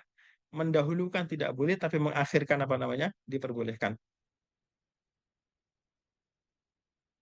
Baik Ustadz, ini waktu kita sebetulnya sudah habis Ustadz, tapi barangkali Ustadz masih punya keluangan waktu Ustadz. Kita masih punya 4 pertanyaan, barangkali Ustadz berkenan. Mungkin Kalau bisa saya jawab singkat-singkat, Pak ya. Singkat saja, Ustadz. Ini ada pertanyaan dari Bu Ilma. Beliau dari Malaysia. Jadi beliau menanyakan, bisakah beliau sebagai orang Malaysia membayar fidyah di Norway, Ustadz, mengenai lokasi Ya, bayar fee-nya di tempat tinggal. Ya. di tempat Jadi tinggal? saya orang Indonesia tinggal di Malaysia, maka saya bayar di tempat saya, di tempat tinggal saya. Termasuk juga sebenarnya zakat fitrah. Zakat fitrah itu hukum asalnya dibayarkan di mana? Di tempat dia tinggal. Gitu. Baik, Tapi kalau misalkan di Norwegia sudah berkecukupan, ya tentu ada isihat lain ya tentang apa namanya pembayaran zakat. Bahkan kalau kita lihat kondisi Palestina misalkan saat ini tentu menjadi prioritas untuk umat Islam yang bahkan kelaparan ya. ya. Insya Allah kalau di Indonesia tidak ada yang sampai dalam kondisi seperti itu, sampai makan rumput, sampai makan yang makanan-makanan hewan dan seterusnya. Baik, Ustadz. Untuk pertanyaan berikutnya, apa alasan yang jelas bahwa berkumur menggunakan pasta gigi tidak membatalkan puasa? Bukankah sisa air sebenarnya menempel di lidah, Ustadz? Ya, sebetulnya Pak Iqbal, kita semua Allah menciptakan mulut kita ini tidak kering, Pak ya. Ya. Bahkan ya ada cairan, ada saliva di situ. Dan itu terjadi setiap saat termasuk di bulan Ramadan. Ada cairan yang mau tidak mau pasti akan tertelan dengan sendirinya. Tentu tanpa sengaja. Memang proses apa namanya? Saya kurang tahu metabolisme tubuh kita di bagian ini mulut sampai kerongkongan itu. Sebetulnya tentang pasta gigi atau odol atau apa ya ketika kita puasa dan menggunakan pasta gigi itu apakah membatalkan puasa? Selagi tidak disengaja untuk dimasukkan, maka hukumnya sama dengan kumur-kumur. Kumur-kumur itu kalau kita masukkan air ke mulut kita, itu pasti ya, kita pastikan pasti ada air di situ. Air dari yang kita masukkan itu. Dan kita tidak bisa menjamin kebersihannya. Jadi bukan berarti kalau setelah kumur-kumur di vacuum sampai kering, kan tidak mungkin juga itu. Oleh karena itu ulama mengatakan, termasuk yang dimakruhkan adalah memperkuat kumur-kumur itu makruh di bulan Ramadan. Kenapa makruh? Dikhawatirkan tertelan. Jadi selagi tidak ditelan, maka hukumnya tidak membatalkan puasa. Adapun sisa-sisa, yaitu kembali ke hukum tadi itu, hukum prasangka tadi itu, hukum prasangka, hukum dugaan. Jadi kalau kita berkumur-kumur, ya prasangka kita sudah melepaskan semua air yang masuk itu ya sudah selesai. Tidak semua susah loh Pak Iqbal kalau kita meneliti ini air sisa wudhu atau tidak ketika di mulut kita sangat-sangat susah, tidak mungkin bahkan itu. Dan Islam insya Allah tidak sesulit itu. Baik, Ustadz. Pertanyaan selanjutnya, mana yang lebih utama, puasa Syawal atau membayar utang puasa Ramadan? Ya, jadi jumhur ulama memberikan pandangan bahwa puasa kodok puasa Ramadan itu wajib yang muasa, wajib yang luas. Jadi Bapak Ibu bisa mengkodok kalau meninggalkan puasa di bulan Syawal, bulan terus Zulqa'dah, Dzulhijjah, Muharram terus sampai ke bulan Sya'ban. Bahkan Aisyah istri Rasulullah SAW yang tentu ulama sahabat, orang hebat di kalangan sahabat, orang yang bertakwa, itu beliau mengkodok Ramadan di bulan Sya'ban. Artinya mendekati apa namanya? Mendekati Sya'ban. Kalau mau saya tanya ke Bapak Ibu ya, praduga kita, Sayyidah Aisyah itu puasa Syawal atau tidak kira-kira? Puasa, Prasangka Ustadz. kita loh ya. Puasa. Prasangka kita beliau Bisa puasa. berpuasa. Tapi untuk mengkodok Ramadan itu diakhirkan. Kenapa? Karena puasa Ramadan itu kodoknya wajib yang luas. Jadi kalau Bapak apa namanya, kalau mau afdalnya tentunya ya mengkodok puasa dulu, baru kemudian apa namanya puasa 6 hari bulan Syawal. Untuk itu yang paling utama tentunya itu mengkodok itu. Tapi saya lihat ya, ini saya mau tanya kepada ibu-ibu. Ibu-ibu yang pasti ya meninggalkan puasa di bulan Ramadan karena ada apa namanya itu monthly period yang pasti berlaku. Pertanyaan saya, apakah pada prakteknya ibu-ibu yang sesolihah apapun itu 2 Syawal sudah berpuasa mengkodok Ramadannya atau tidak? Biasanya ya? Belum, Ustadz.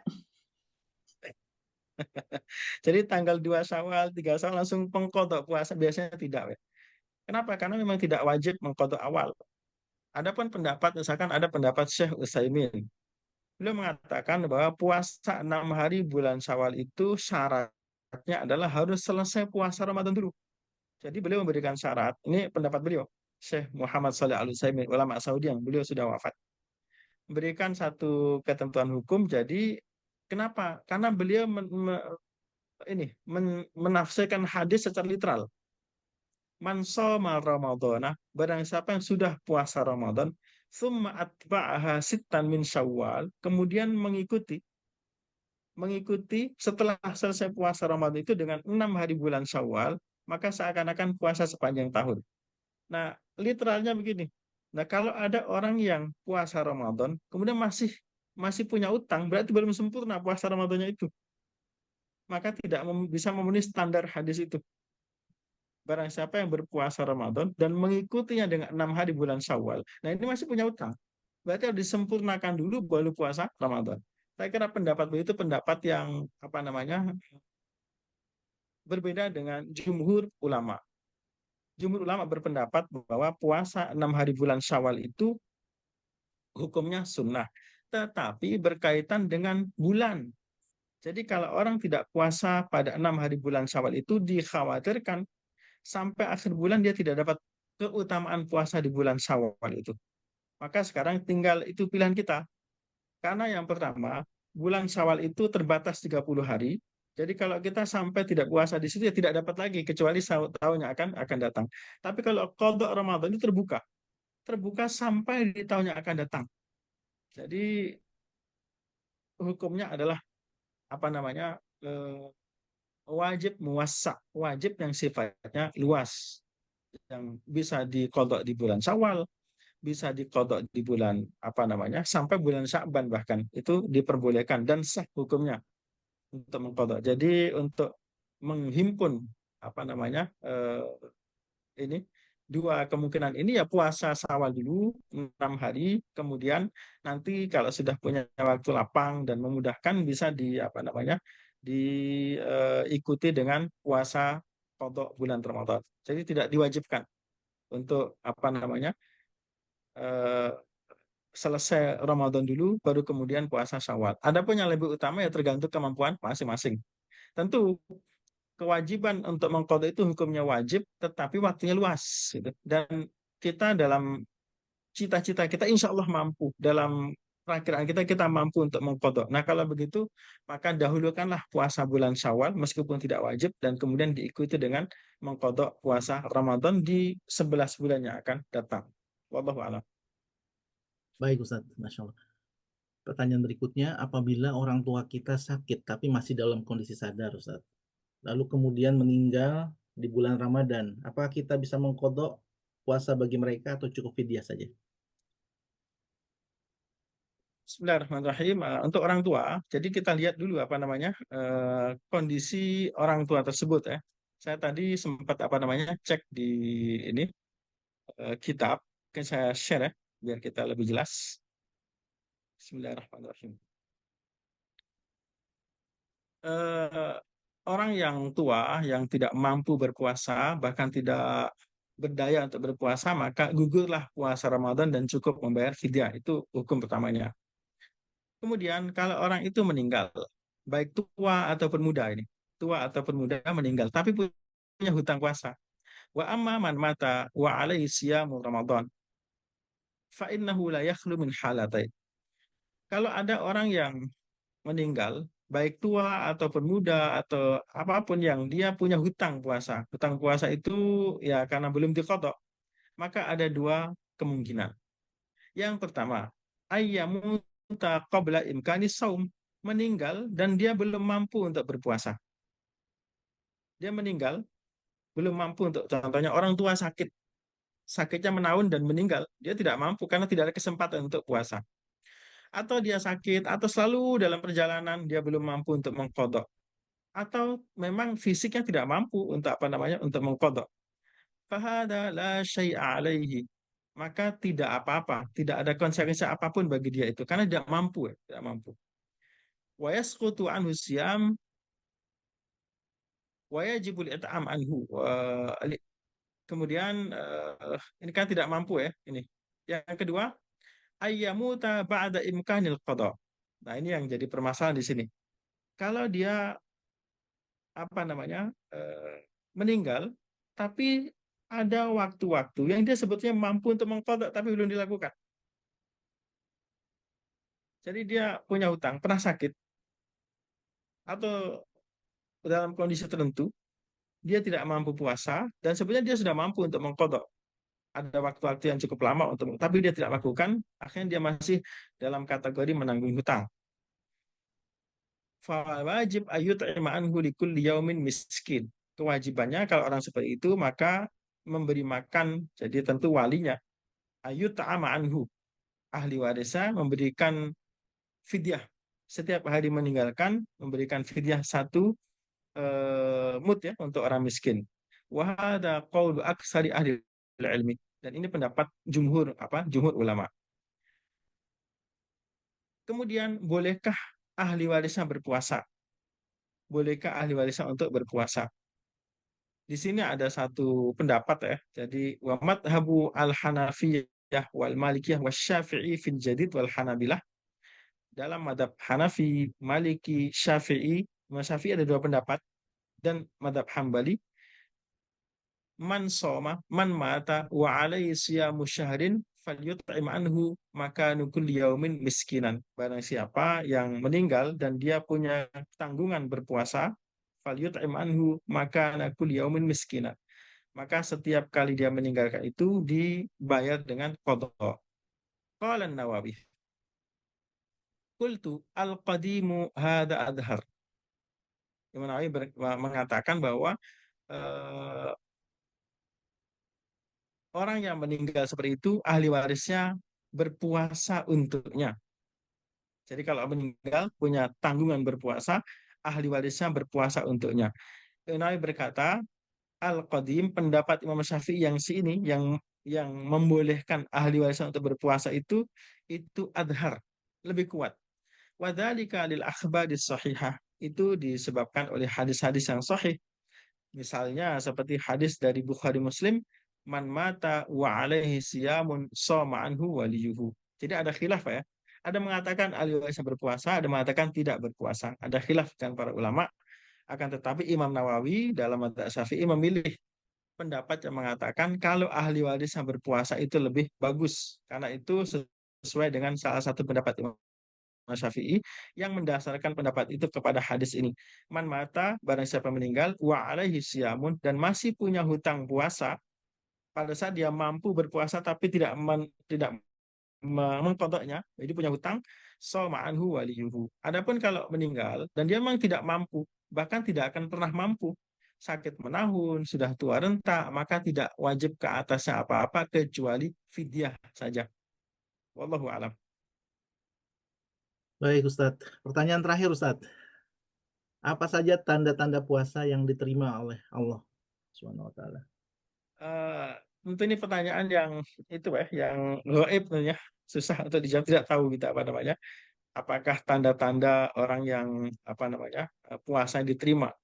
Sebab kalau tanda-tanda yang pasti tentu tidak akan ada tidak akan ada itu, tidak ada penjelasan dan kepastian. Hanya Allah yang tahu. Tapi para ulama membuat apa namanya analisa ya, apa tanda-tanda ini puasa itu apa namanya diterima. Tentu tidak ada kepastian ini. Misalnya apa ya, para ulama memberikan tanggapan atau memberikan satu apa namanya analisa ya. Pertama adalah bertambahnya kebaikan dia. Jadi kualitasnya bertambah. Baik dari sisi ibadahnya, dari sisi akhlaknya, dari sisi hubungan dengan Allah, hubungan dia pada diri sendiri, hubungan dia kepada orang lain, itu salah satu tanda-tanda apa namanya diterimanya puasa itu. Tapi sekali lagi, masalah qabul atau tidak itu hanya Allah saja yang tahu. Sama dengan taubat. Bagaimana kita mengetahui taubat kita diterima atau tidak, kita tidak mengerti. Bahkan ada satu ungkapan dari Ibnu Athaillah As-Sakandari, Begini bunyinya Pak ya. Rubbama fataha laka babal amal walam yaftah laka babal qabul. Ini tentu agak berbeda ya. Eh, ini saya buka di sini, Bismillah. Ini eh, ini dari buku Al-Hikam ya. Rubbama fatahalaka babat ta'ati wa ma yaftah laka babal qabul. Boleh jadi Allah Subhanahu wa taala, ini buku Al-Hikam, Hikam karya Ibnu Athaillah As-Sakandari.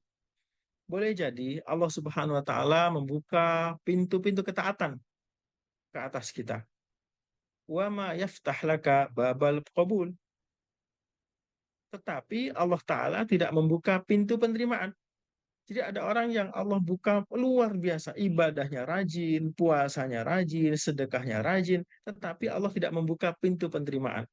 Sebab apa? Sebab bisa jadi ketika beramal itu ada unsur-unsur batin, unsur takabur, unsur riya, unsur apa namanya ujub dan seterusnya, unsur kesombongan dan seterusnya. Itu yang membuat tidak diterima. Jadi kadang-kadang terbukanya amal perbuatan juga belum tentu itu menunjukkan Allah menerima. Sebab kita hanya melihat kacamata zahir gitu. Tetapi biasanya orang yang muncul apa namanya ketaatannya, muncul imannya bertambah, maka mudah-mudahan itu termasuk tanda-tanda apa namanya amal diterima. Sebab yang tahu pasti hanya Allah Subhanahu wa taala. Wa rubbama qada laka adzam. Ini sepertinya apa namanya? Ada sesuatu yang keliru di apa di ibaratnya ini. Wa rubbama qada 'alaika dzamba. Dalam satu riwayat, wa rubbama qada 'alaika bidzambi. Dan boleh jadi Allah Subhanahu wa taala itu mentakdirkan seseorang itu berdosa. Jadi orang berdosa, biasanya orang berdosa dan menyadari itu maka muncul sesuatu yang luar biasa. Jadi orang bermaksiat, berdosa, kemudian dia sadar. Pertama biasanya muncul penyesalan. Akhirnya dia beristighfar. Yang kedua, dia merasa rendah diri di hadapan Allah dan juga di hadapan hamba-hambanya. Saya kok banyak salah, saya banyak dosa. Akhirnya yang ada pada dia itu adalah dia itu orang yang banyak salah. Akhirnya dia beristighfar pada Allah Subhanahu wa taala. Maka kata beliau, fakana sababan fil wusul. Jadi orang ditakdirkan berbuat dosa, akhirnya dia istighfar, dia bertaubat, dia tidak sok alim, sok hebat itu. Kenapa? Dia merasa saya bersalah, kawan saya lebih hebat daripada saya, kawan saya lebih mulia daripada saya ternyata banyak dosa. Nah, sikap itu malah membuat dia sampai pada Allah Subhanahu wa taala. Kemudian beliau melanjutkan, fama'siyatun awrasat dhullan waftiqara. Bahkan jika kemaksiatan itu membuat orang itu menjadi zul, menjadi rendah, merasa rendah, waftiqara, dan merasa perlu dengan ampunan Allah, merasa perlu dengan kemaafan dari Allah. Itu khairun min ta'atin, lebih bagus daripada ketaatan, daripada kebaikan-kebaikan yang aurasat izzan wastikbara. Tetapi malah membuat orang itu ketika taat malah muncul sombongnya, malah muncul kepungahannya.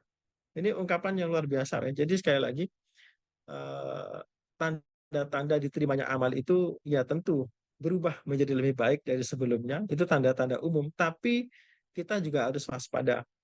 Bisa jadi kadang-kadang orang dibuka amal kebaikannya itu tapi tidak bersih.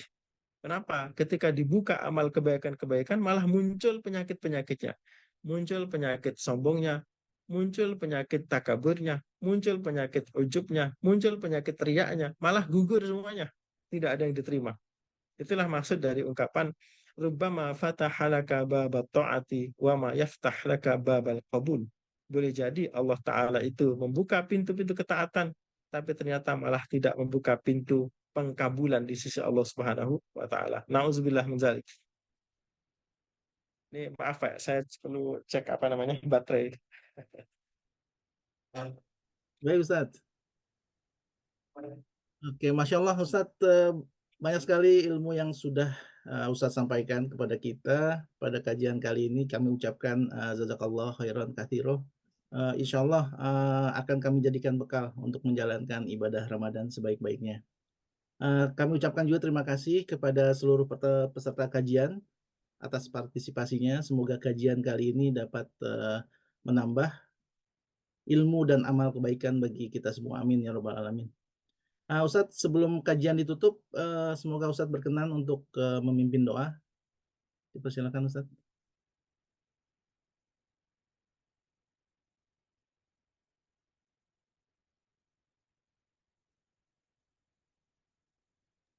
Sepertinya Ustadz habis baterai tadi ya. Oh, udah sudah masuk lagi.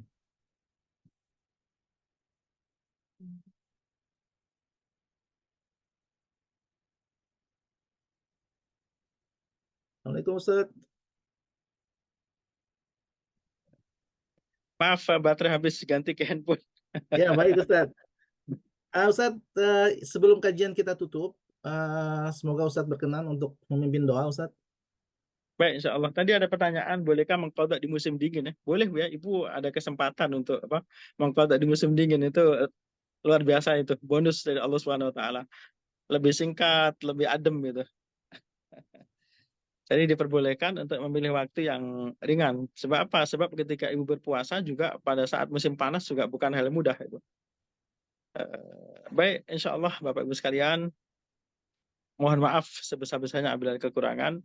Dan apabila ada kekeliruan, mohon Bapak Ibu konfirmasi melalui Pak Bevi atau Bu Diense dan disampaikan ke saya, dan insya Allah akan saya koreksi apabila salah.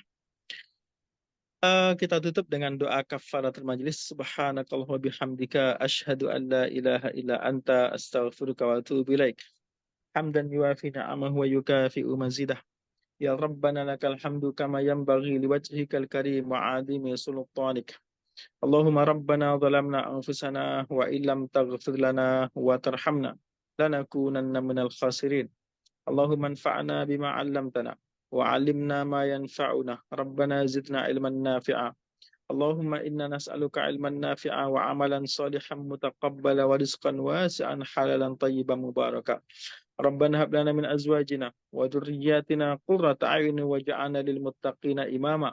Rabbana hab lana minas salihin. Rabbana hab lana min ladunka dzurriyyatan thayyibatan innaka sami'ud du'a.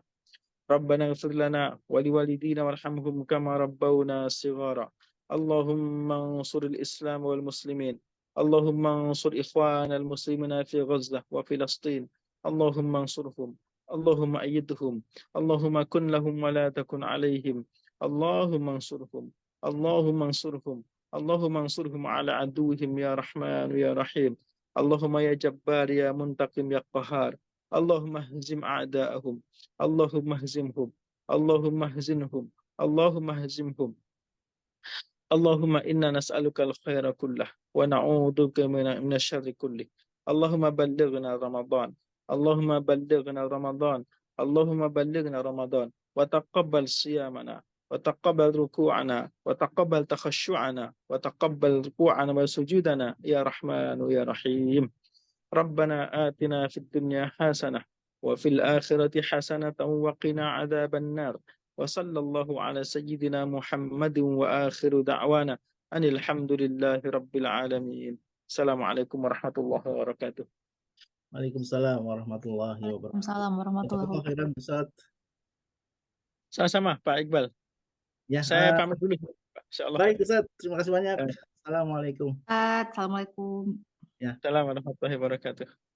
Saya mewakili panitia kajian Ramadan, keluarga Muslim Indonesia Stavanger juga memohon maaf sebesar-besarnya atas segala kekurangan dan mengucapkan selamat menjalankan ibadah puasa Ramadan. Semoga Allah perkenankan kita mencapai Ramadan terbaik. Wabillahi taufiq wal hidayah. Assalamualaikum warahmatullahi wabarakatuh. Waalaikumsalam warahmatullahi wabarakatuh. Sehat-sehat Ustaz. Sehat-sehat. Sama-sama Bapak, pamit dulu. Assalamualaikum. Waalaikumsalam warahmatullahi wabarakatuh.